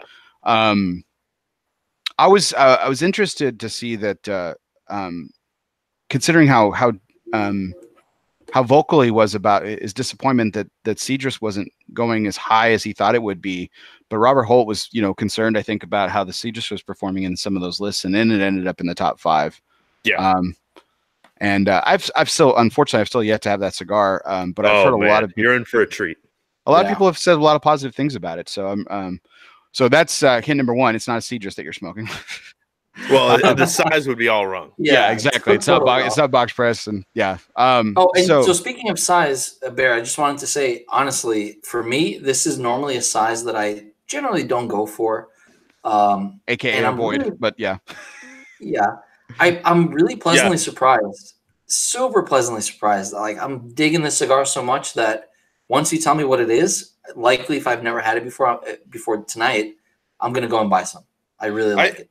I think the size thing, I never gravitate towards cigars this size, ever. This is not a size that I buy. Yeah.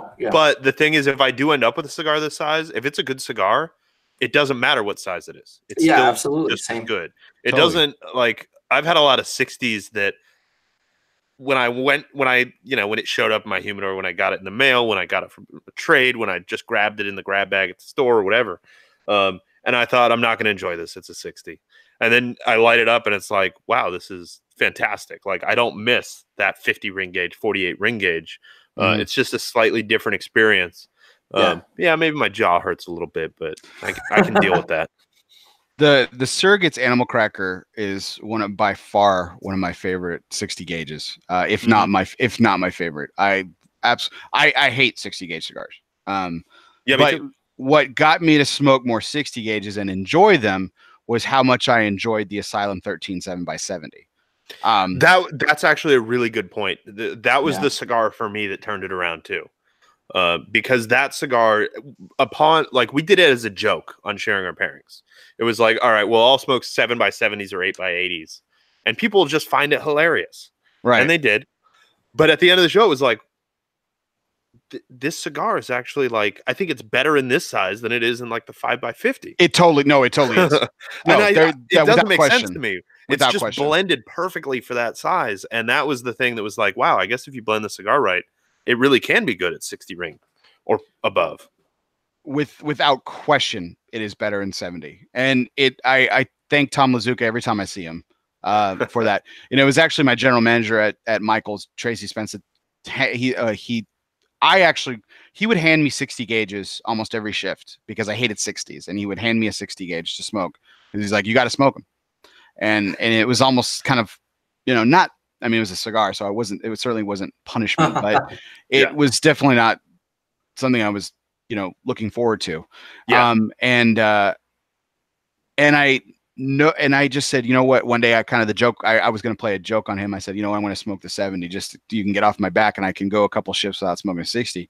And he said to me, and I'll never forget it, and it's exactly what I just reiterated there, was he's like, you will never have a problem smoking a 60 gauge ever again. And he was absolutely right. And it's not the size, it's that you realize that cigars can be blended well for that size. Yeah, absolutely. And it's truly, truly enjoyable. So guys, I got a question for you. How's my poker face? Pretty good. Okay. I still have no idea what it could be. Dennis, you're a fucking genius, bro. Congratulations, man, on your first guess. Oh, I almost said that, DNA. But then I didn't taste enough Andouille. La Aurora DNA, man. La Aurora DNA, man. And that's why I wanted to talk about the Andouille process. I was going to talk about this at the end, but might as well talk about it now. You brought it up. So perfect. Well done, Dennis. Your first inclination. Awesome. Tripp, I know you had it in the back of your head too. Well done. I did. As soon as he said Andouille, I was like, that does look like an Andouille. Dude, and going to kind of speak to the whole point of this blind tasting thing, right? Talking about you working in the shop and coming in, you guys sharing cigars and taking the bands off and saying, here, smoke that. Tell me what you think of that concept, because you are now stripping away all these preconceived notions and you're just enjoying the tobacco for what it is, as it should be, rather than saying, oh, this is this brand, this is the latest, whatever, or limited. It's a really cool way to kind of take all that stuff away and enjoy a cigar, period. I'd mentioned the last time we did the show that this is a game we play at the cigar shop at Michael's Tobacco, and we're handed a cigar to take away, to strip away those preconceived notions, but also to just test our palate and everything. And at the time I had actually correctly guessed a cigar that I was given by a colleague. And one of my good friends who comes to the shop a lot decided that this is what he was going to do. He was just going to have fun with me. And he kept throwing cigars at me. And I went 6 for 6 against him, guessing every single one of them right. And that's incredible. It really is. Yes, I am bragging, but I'm just as shocked as everybody else. Like, I really am. And the one that stumped me, he actually had to enlist the help of like 4 other people to get. And it was interesting how I nailed what was interesting about it. It was the Maestros, the H. Upman, Connecticut, the 3 Maestros that finally stumped me. And I still broke the blend down. I said, this tastes like this. I think the binder's this. I think the filler's this. Awesome. And I think it's this cigar. And I was wrong. And it was that one. And then I looked it up afterwards. I was like, damn it, I still got it right. And dang it. Like you had the wrong brand, but everything else was brand, right. But everything else was pretty much spot on. It was crazy. But I love the process of blind tasting. I think it's so much fun. For all the crap that, Cigar Aficionado tends to get, it's such a polarizing process of review. And yet, but it's still the most talked about, industry wide in terms of media and everything like that. And their ratings are the highest regarded, of course.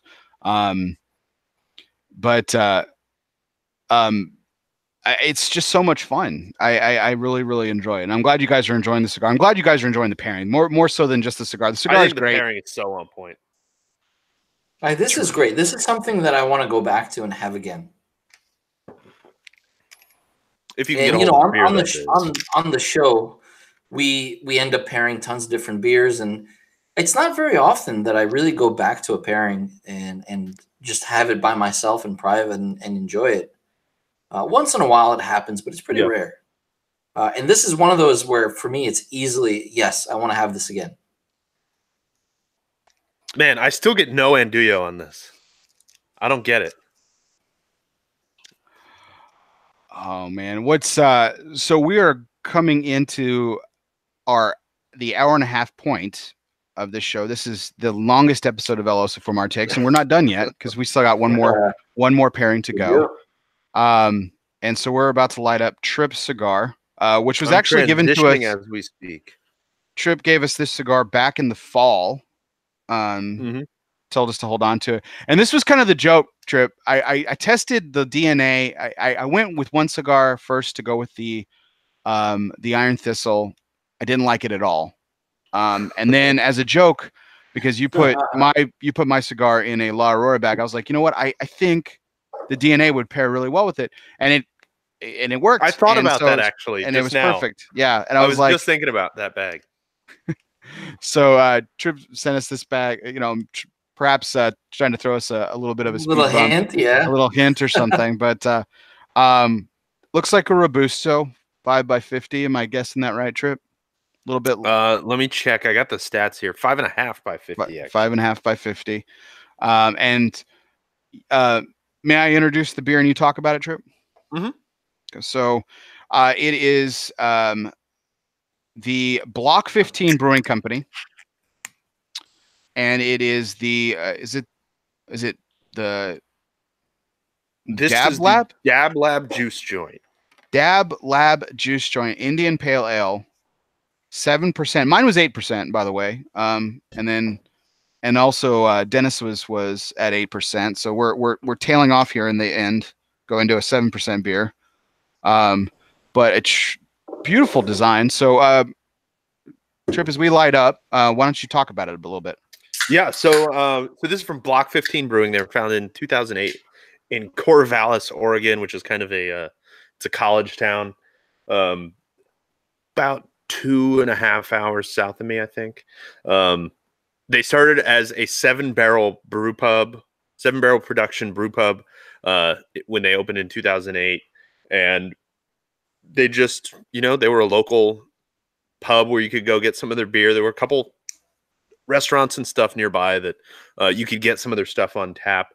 Their kind of core product eventually became a double IPA called Sticky Hands. And in 2015, they opened a production brewery, which is 20 barrels with a tap room as part of that. And they started self-distributing and canning their beers. So then we ended up with, being able to get kegs up here. And cans started showing. One of the really interesting things that they do is they self-distribute. And the reason for that is because they deliver every other week. So if you're one of their accounts, they're delivering to you every other week fresh beer that was canned that week. Their whole thing, it doesn't say it on these cans, but Sticky Hands, the tagline is best before yesterday. The intention with that beer, which one of my local grocery stores is woefully behind on selling it, apparently, because they've got some that's months old. But their intention as a brewery with their 2-week delivery system is that you will never have beer that's less than 2 weeks old or that's older than 2 weeks. And they kind of stick to that. They've got a whole system where you see the green tab here. The green tab means that it's a limited edition. So even with Sticky Hands, you'll see cans that are the regular can, but they'll have green tabs. Then you look on the bottom at the date print and it'll say what the variant is. So they do tons of different variants of that particular beer. This is from their what they call the Dab Lab, which is a name that was kind of given to a portion of the 7-barrel brew pub when they transferred all of their regular production over to the new facility. And their whole thing was just brewing experimental beers. They still do the sour program there as well. Dab Lab is a specific program that they do to experiment with hop extracts of different styles. They've done a lot of really weird stuff. They did one called Hop Hash, where they actually it's slightly drug inspired. I'll warn. They actually made hash out of hop oil and lupulin powder, and then used that in the brewing and dry hopping process. This particular one, let me pull up the stats here. And DAB, even though DAB is also a drug reference, it stands for Dank Ass Beer Lab. This one is brewed with CO2 extracted Mosaic and Apollo hops, Columbus hops, which are regular hop pellets, I would assume, probably not fresh, and Citra lupulin powder. And then they dry hop it with Galaxy and Columbus CO2 extract and lupulin powder from both Citra and Mosaic. So there's a lot of hops going on here. They don't give a specific figure for the IBUs, but I would guess that it's somewhere around like 70-ish, which is fairly high, but not crazy. And then, like you said, it clocks in at 7% ABV. And I find this to be extraordinarily hoppy, but more in a fruity way than like that super bitter, intense way. It's more of like a sweet fruitiness that I get, and a little bit of like that floral character. A lot of sweet beers tonight. A lot of sweet beers. So we had the Milkshake IPA from Platform Beer Company from Dennis, the Parcha. My Rar and Sons Iron Thistle, very caramel forward. And now a nice fruity IPA from the Dab Lab, from Block 15 Dab Lab, Juice Joint, Indian Pale Ale. Right off the bat, I have to have the right IPA for me personally. Yeah. IPAs are same for me. An acquired taste that I didn't like early on in my beer drinking life. But me neither. I thought I hated hops until I started trying West Coast style IPAs. What I want to get back to is, we read this before we kicked off the show. I want to read the description off the back. The Dab Lab series focuses on vibrant hop-forward ales that prominently feature hop extractions. Juice Joint pairs dank, citrusy, and tropical varietals, a heady hop combination that's packed with hop character of resin-dipped pineapple skunk and freshly squeezed twisted citrus. I know what that's referring to, but I don't actually know what it means. Like, I get where they're going, but I don't understand what exactly that's supposed to mean. Yeah, I was wanting to text my wife, who's a zookeeper, earlier to see what a pineapple skunk actually was. To see. Wait, your wife is a zookeeper? My wife is a zookeeper. Wow. Holy shit. Yeah. That is badass. Yeah, and she married a guy named Bear. How about that, right? Hey, dude. That is fantastic. The pastor that married us said that in every premarital counseling session. He was just like, I just love the fact that a zookeeper is marrying a bear. And he said it actually at our wedding too. He just got the biggest charge out of that. And yeah, she's incredibly talented. I am blessed to I'm blessed. I don't know why she said yes twice to me, but she did, and it's fantastic. This cigar is, I'm still kind of working my way through it. Nothing's really popping off at me in terms of like bam, but it's pairing really well with the beer. Dennis, what about you? What do you think? This is we're getting a little weird after a couple of 8% beers. Yeah. I'm getting a little weird. So I'm gonna throw it out there and say, and this is gonna sound crazy to pretty much everybody. But birthday cake with the candles. The birthday candles, you blow them out, you get that little like waxy essence in the air, right? When I lit this cigar and I started puffing on it, I got this like, I don't even know what you would call, like, not a marzipan, but a funky, I don't want to call it cream. I don't even know what to call it, but let's call it birthday cake candle.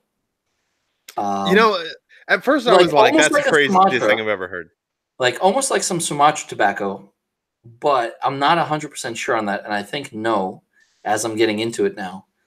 But on the initial hit, it was like that, like, you kind of light some Sumatra tobacco and you let it burn for a little bit and you smell it. It's sort of like that. I don't think you're totally crazy. Like the kind of burning wax and that sweetness of the birthday cake, I can actually kind of get it. But there is no Sumatra in this cigar. We can Correct. confirm this. Yes. Correct. Okay. Perfect.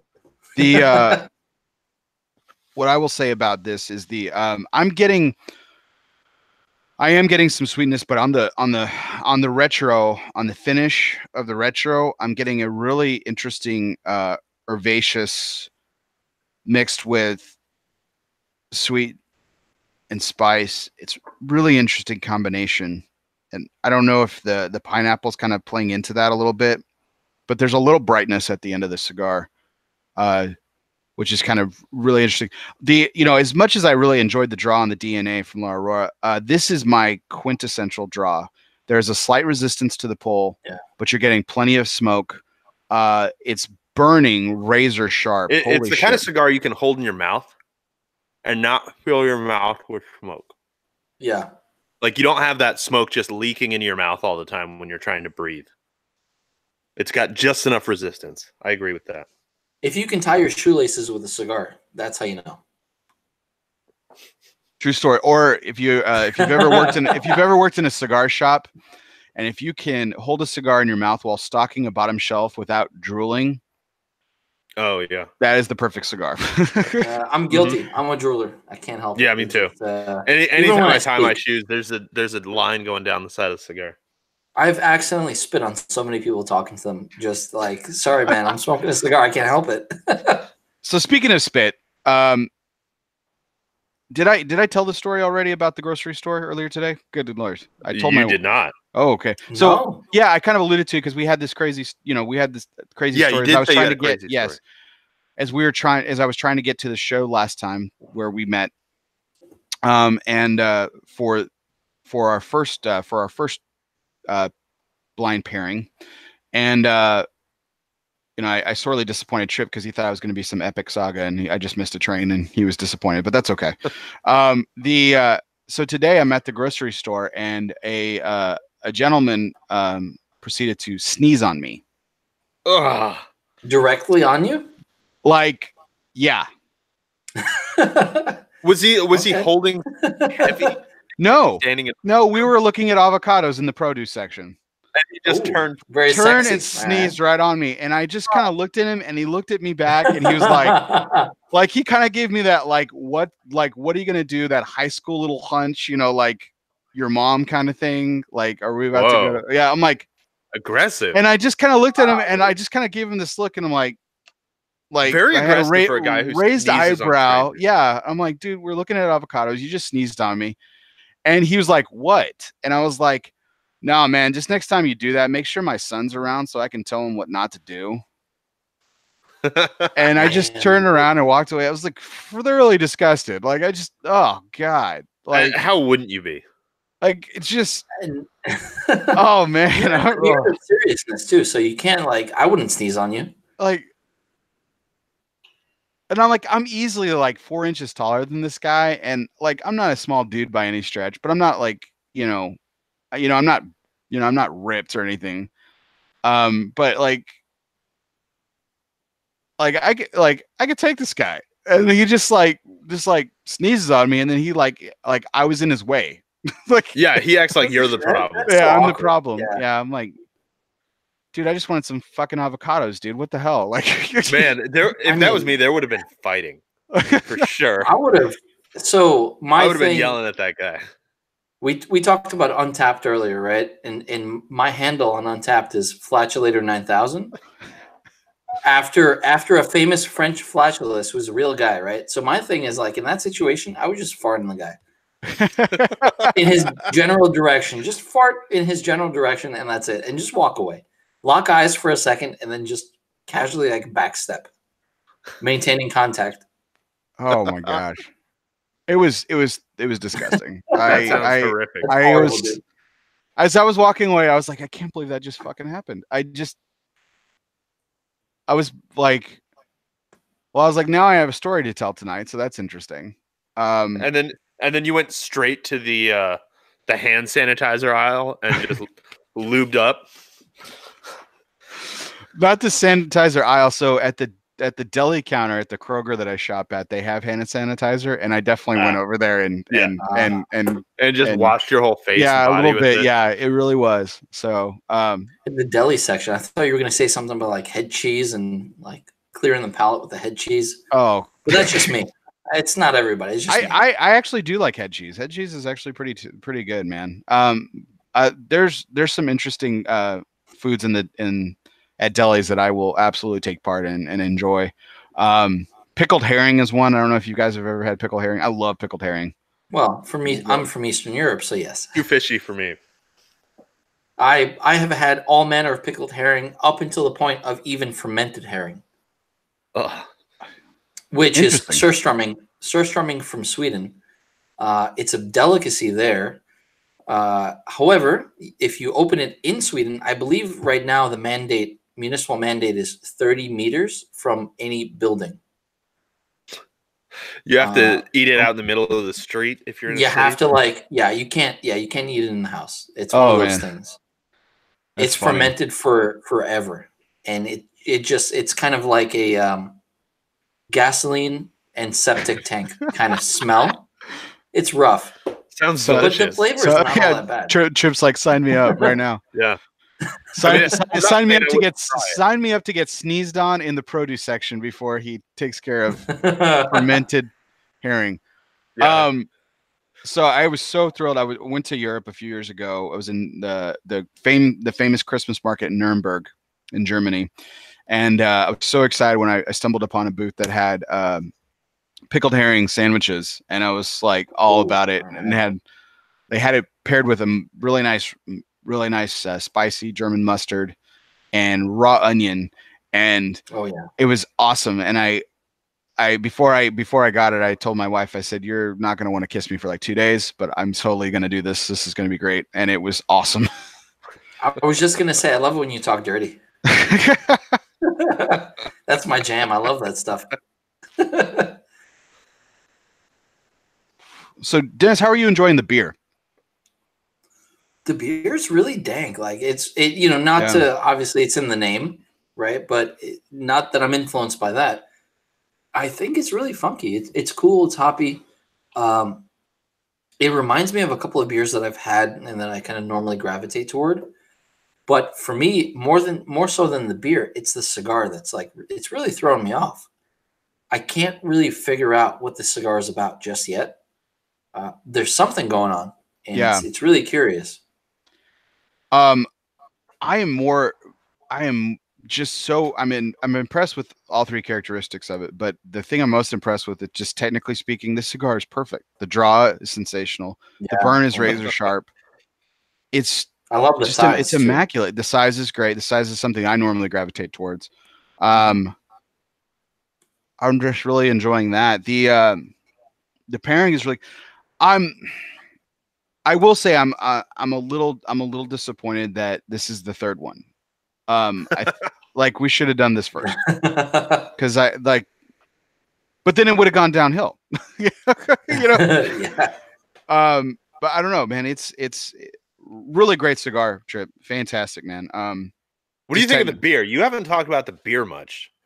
Bear. So you started talking about how some IPAs aren't for you, and then kind of trailed off. I you know what? I like it. The Iron Thistle is my favorite beer that RAR makes, and it's one of my favorite beers, period. So that's a kind of a tall order to combat with. Yeah. So this is there has to be one, but this is probably my least favorite beer tonight. But like that's why I was going with as far as being disappointed that we're doing this last, because I think I may have enjoyed it more before the RAR. So I think I screwed up on that. I think we should have finished with my beer. Can we do hints on the cigar? Like if I throw something out there? If you throw something out there, I may confirm or deny. I mean, does it have anything to do with Pete Johnson? Negative. Okay, got it. See, yeah, I'm not. You. Well, yeah, no. Thank you. I'm not getting. Yeah, it doesn't taste Just like curious. anything that Pete makes.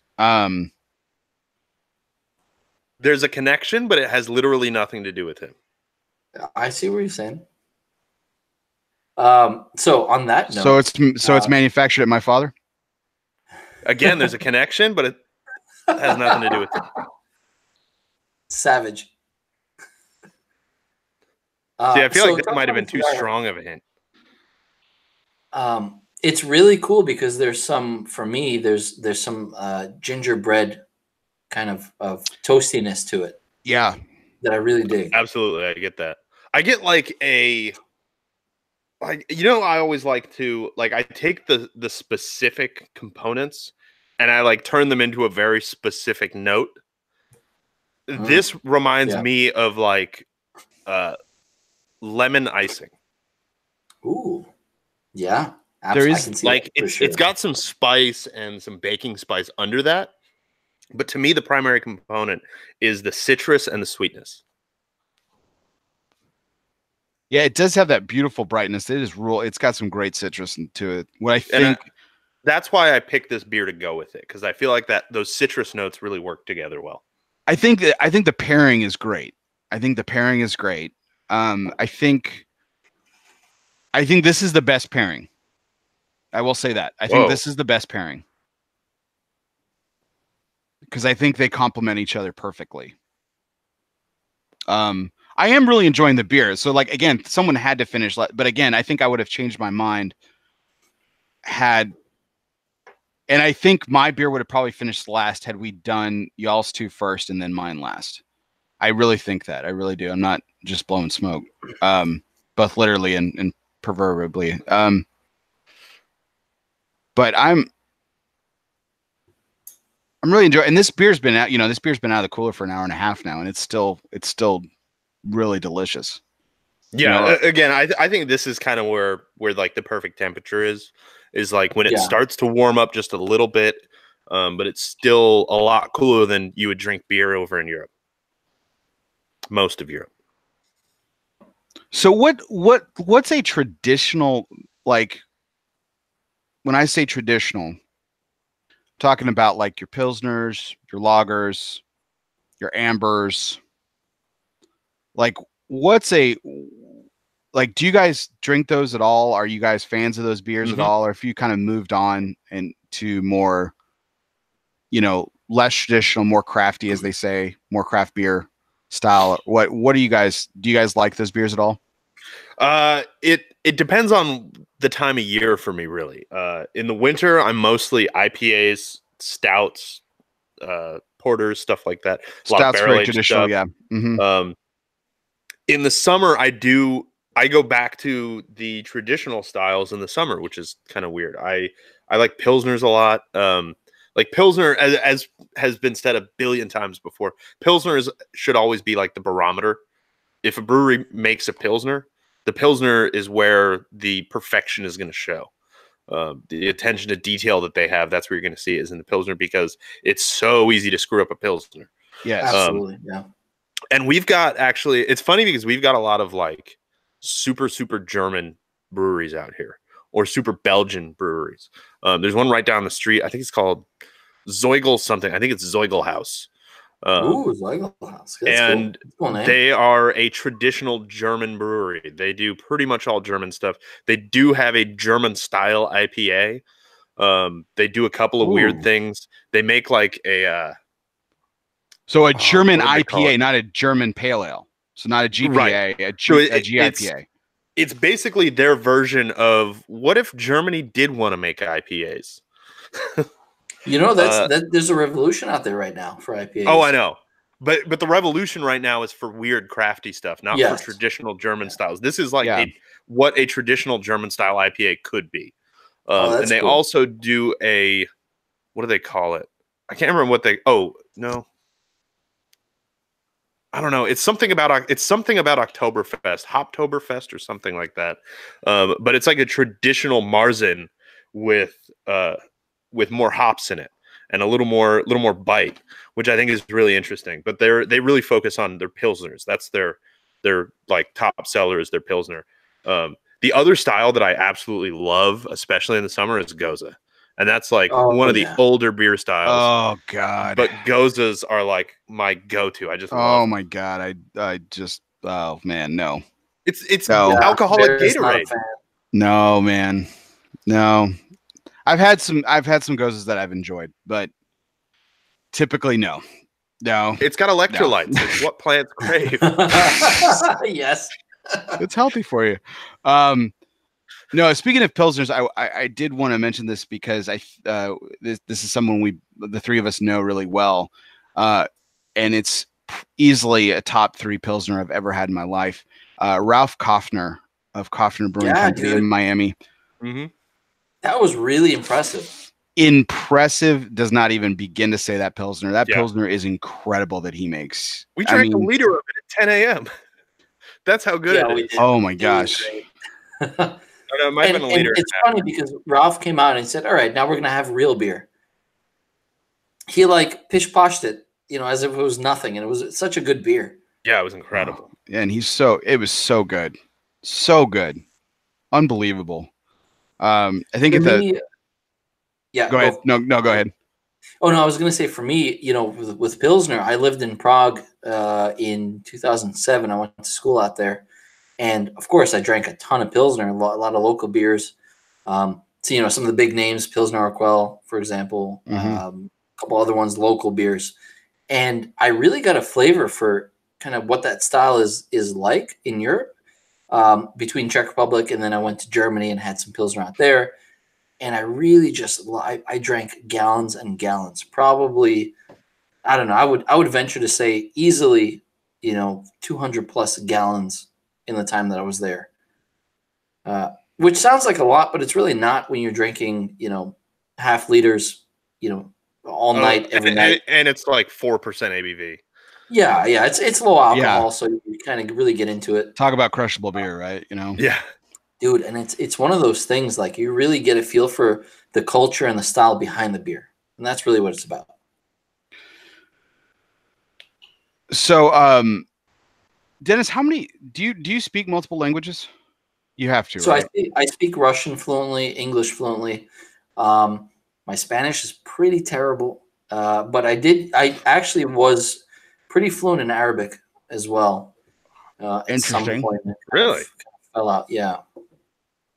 I did that for a bunch of years, and kind of, if you don't practice it, it's really not, you kind of really have to work any at language. If you don't practice it, exactly, it falls away. Exactly. Any language. What got you into Arabic? I needed credits in college. So I was like, hey, let me try Arabic. That sounds cool. Give it a go. Yeah. Surprised you weren't recruited by the CIA, or maybe you were. He's been working down there. That's why we went to visit Phil, actually. That's Phil's the contact. Yeah. He's the handler. He's your asset. Man, that's so to kind of get back to the unofficial theme tonight of St. Patrick's Day. Inherently another interesting fact about St. Patrick's Day, the first really large celebration of St. Patrick's Day was actually done in the States. It actually wasn't done in Ireland or abroad. It's actually done in this country. And 190 plus cities around this country claim to have, it's one of their events of the year is to have a St. Patrick's Day parade. Obviously in Chicago, they dye the river green. Yeah. Which is actually there. But the two largest St. Patrick's Day parades, in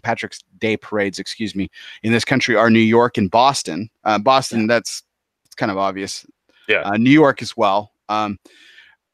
What's interesting about the Irish in this country is that, during the famed Irish potato famine, about 1 million Irish immigrants immigrated to the United States during that time. So we're talking about the 1840s. About the time that the Rahr Brewing Company started in Wisconsin. Of course, the Rahrs are German, but what's interesting about the history of the Irish immigrant in this country is they were very it was very difficult for them to even get menial work in this country because there was so much prejudice against Irish people believe it or not. Which is, if you study history, it's easy to believe. But if this is just brought up in general conversation, it's really interesting to me that that Irish Catholics were so faced so much adversity when they came to this country, that they couldn't even get menial work at all, and it took a long time for them to kind of make their way up the social ladder, so to speak. And it was because of their religion and, funnily enough, their accent that really drove people. Like, girls go swoon crazy now over, the Irish, British, Australian accents. But back in the day, I mean, it was a real handicap for the gents, apparently, and for the women, apparently, too, as well. So it's history is one of my favorite things in this world. And it's interesting to me as much prejudice and racism that plays a part in our country, unfortunately throughout the years and throughout the decades and the centuries now, that the Irish faced just horrendous prejudice when they first came and immigrated to this country. But this was one of the ways they celebrated. They stormed the streets of New York on St. Patrick's Day, and it was the first celebration of St. Patrick's Day in the world was in this country. So not even in Ireland, but in this country. So interesting.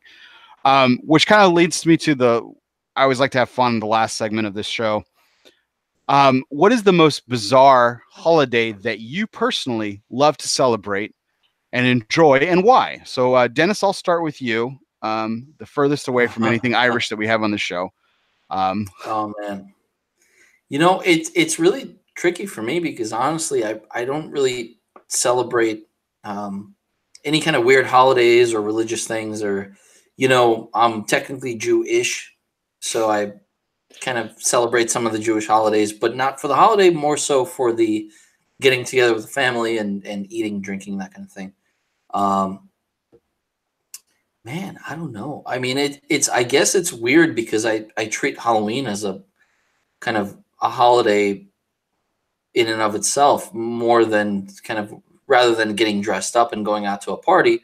For me, it's a personal holiday of, all right, I'm going to go out, maybe hang out with friends, get a tattoo.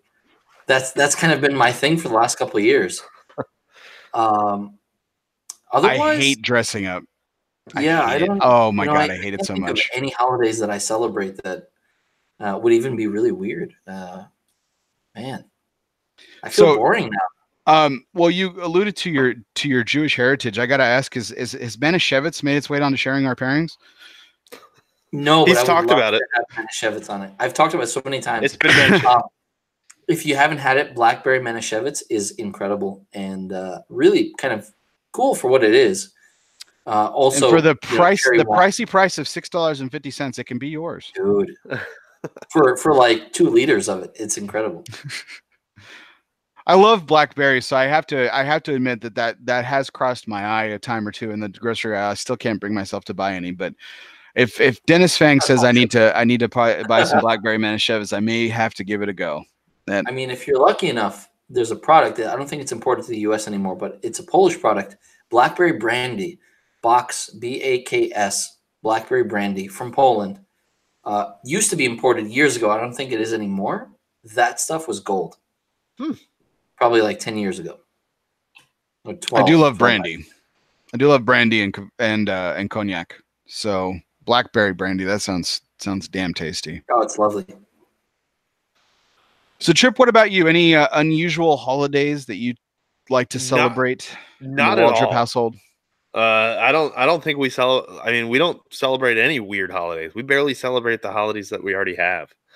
The weirdest one I can think of is May the 4th. Like, May 4th. People say May the 4th be with you. And we do. I do always try to watch Star Wars that day. So I guess that's as close as it gets to a weird holiday. Do you go to work with a stormtrooper mask on? Because that would be epic. No, but I also don't go to work because I work from home. You work from home. Well, then you totally should. Then there's no excuse. I do usually wear a Boba Fett sweatshirt. Well, when you work from home, or something else Star Wars related, Star Wars hat, Yeah. Maybe So a little Sam Hain here and there. Well, that's about it. It just passed 3 days ago, and I got to say that I am a huge fan of Pi Day. Okay, March 14th. All right, so we did celebrate Pi Day. We went out for pie. My son had his first ever slice of key lime pie and cool. was terrified. Like he'd heard of it because he likes the yogurt, the key lime pie, like Yoplait yogurt. Yeah. Oh, and we got there and he's like, I'm not gonna like it. It's got a lime on it in the picture, and I don't like limes. I'm gonna hate it. And he scarfed that thing down. Key lime pie is the shit, man. It's the bomb. Yeah, I love that stuff. Yeah. Yeah, I am a huge fan. My mother makes the best peach cobbler in the world, so I gravitate towards like peach pie. But I love blackberry pie. I mean, I just love pie. So March 14th is a great day for me because I just love pie. It's fantastic. I was so angry for the generation that we were a part of because we're all about the same age, where American Pie basically desecrated the American classic of the the apple pie. Terrible. just a national travesty. Yes, absolutely. Because that apple pie is one of the greatest things in the world, and they ruined it for an entire generation. It was terrible. Just absolutely. Luckily, awful. I only saw half of the. I only saw one of the movies, and I only remember half of it, so I don't even think about that when I eat apple pie. Oh, I saw the main three. I saw the American. I never saw the reunion. I saw American Pie, American Pie 2, and American Wedding. And then I never got into the offshoots, the band camp, and all that crap. And the last one, American Reunion, apparently was the last one. Some of the original cast. I never saw that one either. But you know what I'm gonna have to say? Have you ever been to American Wedding? Where's the vodka? Where's the pickled herring? Or marinated herring? Go Bordello. That's one of their lyrics. Great song. I think your goal now in life, Dennis, should shift into getting Tripp to try fermented herring. I mean, like I said, I'll try it. Oh, you will? It's food, okay. If it's edible, I'll try it. Well, edible is it's one of those things. Subjective. Oh, it's subjective. I've eaten a lot of weird stuff. I had, for the first time ever, I had last week, I had silkworms. Okay, that's rice. The line. That's the line for me. And I didn't realize that silkworms have faces. And it was tough. It was really tough to eat, but they're kind of spicy. It's really weird. They have this weird, like, woody spice to them. It's kind of like a silkworms, like a teak wood. It's like eating teak wood. That totally sounds weird. Disgusting. I think I'd rather eat teakwood. Everything about that. Yeah. I'll have a plate of teakwood, please. Yeah. I mean, I'll try anything too. I mean, I suppose if, I don't know. I think I'd give it a go, but man, it sounds totally weird. So you had mentioned it earlier, Tripp, about really digging corned beef and cabbage. Why? So if you don't really celebrate St. Patrick's Day, do you just have that dish consequently like year round, or is it I mean, a dish you really like? Or I just learned yesterday that my wife actually likes it, so I'll be making it more often now. Perfect. But growing up, it was the thing that sometimes my grandmother would make, or sometimes we would go somewhere to eat and they would have it or something like that. There's something great about it, having it once a year for me, that just it's a very savory dish. It's when it's done well, it's really fantastic. You have gas for about 3 weeks afterwards. But it's a sensational dish, really nice and savory. Speaking of sensational, I think this pairing has really grown on me quite a bit. This cigar actually is cracked on the back end, but it is not affecting the draw or the construction. Overall, the burn is still fantastic. I'm really enjoying this cigar. Yeah, I'm like, my burn line is legit. It's a little wonky right now, but up until I ashed, it was pretty good. I think this is my favorite cigar of the night. Really? Yeah. Yeah. Would you hazard a guess as to what it is?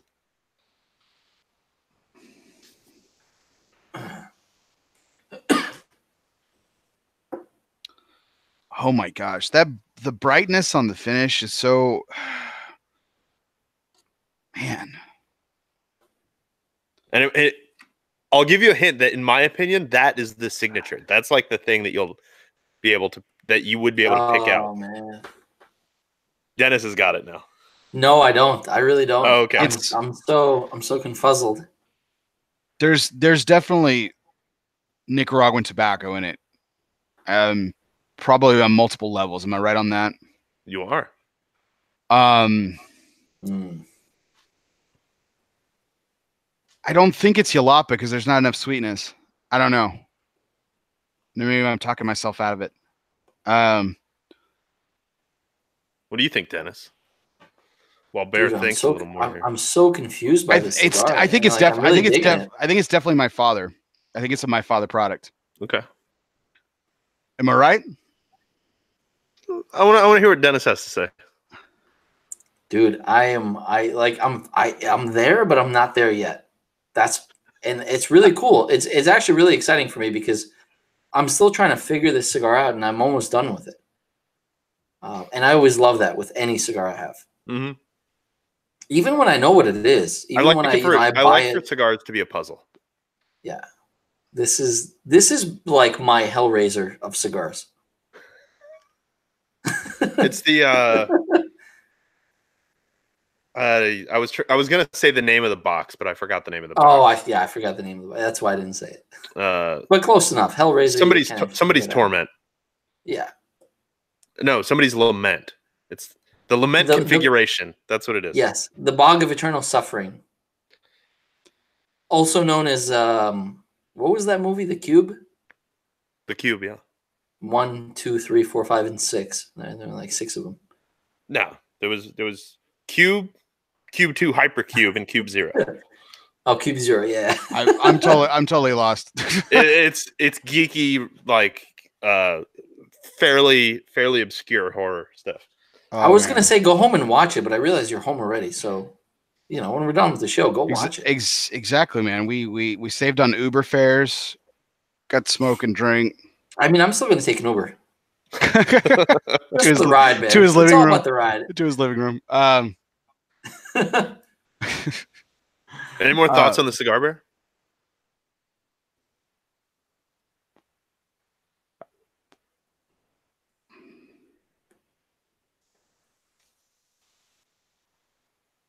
I think it's definitely my father product.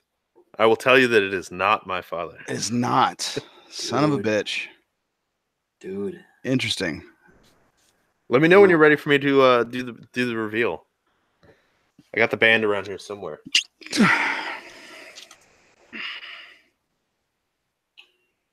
It's killing me. I'm really wondering. Like, I definitely feel Nicaraguan in there, but I taste the Nicaraguan. Put my finger on it because of that kind of citrus back end that's popping out. You guys ready? Yeah, we're ready. Let's go for it. Let's go for it. Let's see how the focus does. Is that focus? Oh, is that warped? Yes, this is the warped Siri Gran Reserva 1988. Oh, dude. Oh, shit. Nicaraguan Criollo, 100% Nicaraguan. They don't say. It's 100% Nicaraguan tobacco. That citrus has to be Criollo, though, man. It has to be now. Wow. Now that I'm smoking it, now that I know where it's coming from Aganorsa the leaf. Oh, nice, man. Yeah, I would guess that it's got Esteli Criollo and Condega Criollo and Jalapa Corojo 98, because those are the two that Aganorsa uses just tons of. But they don't go into much of the details with the blend, unfortunately. See, I think I talked myself out of that Jalapa because I wasn't getting a lot of sweetness. I was getting so much brightness from that citrus, and that makes sense with the Criollo. Mm-hmm. Condega, man. That gets me every time. Which makes sense. I don't smoke a lot of warped that I didn't get it. But man, great cigar. Good pairing. This is the best cigar of the night. So, I just love this cigar. I mean, all of Kyle's cigars are really good. I think that with this particular blend, he just killed it. Especially, these cigars are like $9. Yeah, you can't miss at that price. Especially for this size, too. Mm-hmm. All right, so I've kind of alluded a little bit to it. I'm going to go with Iron Thistle. It's my favorite still. The Platform, and then the Block 15. But all three were excellent, and I truly, truly mean that. I'd say 4.25 for the Platform, solid 4 for the Block 15, 4.5 for the Iron Thistle. Yeah. For me, Dennis, what about you? You know what? You nailed it. I'm right there with you, man. You enjoyed the Iron Thistle that much? I love the Iron Thistle. I want more of this stuff. So we may have to talk after the show and figure this out. I really dig it. I'm also in agreement. The Iron Thistle is just fantastic. I can see that going just about any cigar. That's the thing with that beer, is that it's so good on its own, but it's also like the flavors just match up with cigars. I can see it going with like a broadleaf. I could see it going with something more like this, that's on the lighter side, kind of. But I do think the ADN was a good pairing for it tonight. So it's interesting you mentioned Steve Sock earlier with the Sober Mesa trip, because the first cigar that I tried doing the Iron Thistle with it was an Umbagog, and I did not like it. Really? I did not like it. because I feel like it would go really well with the broadleaf. I think it would go well. I think it, and I've probably smoked it with some broadleaf and enjoyed it. I just didn't like the pairing. Love the cigar. Mm-hmm. Obviously love the beer. There was something we about talk that about was a missing. lot. You can have the perfect cigar and the perfect beer, and if they don't go together, they don't work together. Yeah. That's it. All right. Well, I'm going to enjoy just a little bit more of this Block 15. Awesome. Well, gentlemen, that was a fantastic show. I really I enjoyed all the pairings. I think we all did a very good job there. So just to kind of wrap up, we paired Dennis paired a Platform Beer Company Parcha milkshake style IPA with a Romeo y Julieta No. 3 Tubo from Cuba. I paired the Rar & Sons Brewing Company Iron Thistle Scotch Ale with the La Aurora DNA, ADN, depending on how you read it. And Tripp did the Block 15 Dab Lab Juice Joint IPA with the the Warped, which one? Which cigar? Warped Grand Reserve in 1988. Grand Reserve in 1988. So if you guys enjoyed listening to us talk about it, go out if you are on the East Coast or know Dennis, you can find out, or go to Platform Beer Company's website, Block 15 Brewing Company's website on the West Coast. And if you're in the Texas area, Rar & Sons, you could probably get some IPA, probably get some Iron Thistle still in this area at this time. It is a January release. The Parcha is a limited run, you said, Dennis? Yeah, it's a limited one time. And the green tab on the Block 15 tells us that it's also limited. This is also a limited run. They've been doing this beer for a couple of years, but every time they release it, like they brew it once and then it's done for at least a couple months. But this is the first can release of it, and I'm thinking we'll probably see more cans coming along. It's interesting about that the craft beer craze has gone more towards cans, which is indicative of making sure that impurities don't get into the beer. Glass is terrible for beers because light is the devil when it comes to especially hops in particular. Yeah, and I still don't understand why a lot of European companies do the green glass, because apparently that's the worst. Or the clear glass. Coronas, man. Corona's just Corona. But they're not the only one. There's other companies that do clear glass for some reason. It doesn't make any sense. Clear glass. Yeah, I mean, you're basically just inviting, the outside world into affecting the beer and not in a positive fashion. So it's interesting that clear glass is still out there and still widely used. I don't know. Corona's gone to cans in recent years, but I don't know if they'll ever get away from clear glass. Yeah, I don't think because it's so iconic. Yeah, for them, it's interesting. So, well, I think that about wraps up Take 69 here on El Oso Fumar Takes. So fantastic. The longest show by far in show history, by far. We're coming up on the midnight hour Central Time. So 2.5 hours. Woo! Feels like I've done a Cigar Coop Primetime Special Edition. And I did it all from the upright forward position. I usually have the benefit of relaxing a little bit during Primetime Special Edition. So really appreciate you guys joining me. I think we might have to do this again. I agree. Let's do it again. Definitely. I'm down for that. You guys can also always enjoy sharing their pairings with Dennis and Tripp every Wednesday on Cigar Federation, sharing our pairings. A fantastic show. If you guys like exploring pairing beverages, not just beer, but beverages in general, there's whiskeys, scotches. We've seen some wine from Tripp. We've seen a lot of other things, everything possible. Coming up on their 200th show this summer, you'll be able to enjoy that here in a few weeks. They just wrapped up 185. So 186 will be this week, guys. I believe it might be 187. I feel like 186 was the last week, but that might have been when I was getting ready to post the show this week and found out Dennis was sick. Jeez, Dennis, come on, man. I'm not sure. I think. Let me check my notes here.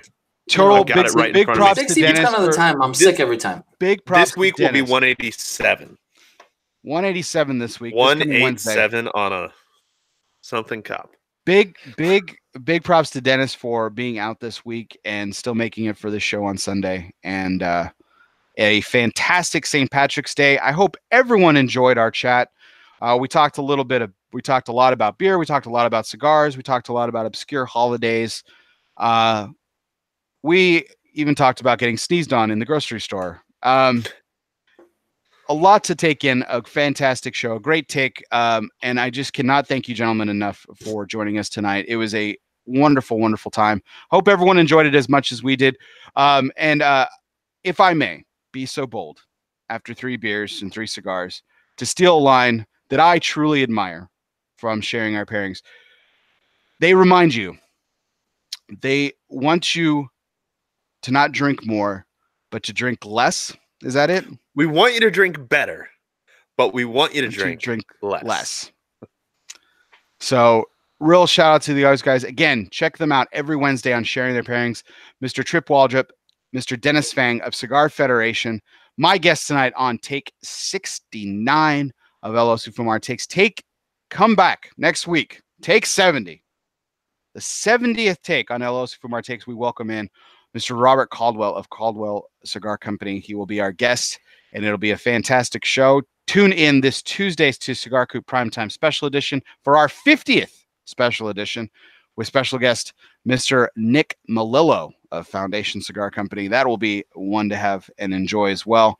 And we appreciate everyone likes, shares, comments. Remind you to subscribe, and apparently it's a bonus if you unsubscribe, but don't forget to resubscribe, because apparently that bolsters your numbers. Leave a review, all that good stuff. And if you are listening to us wherever you listen to podcasts, you are listening to LOS Fumar Takes exclusively because of Cornelius and Anthony Cigars.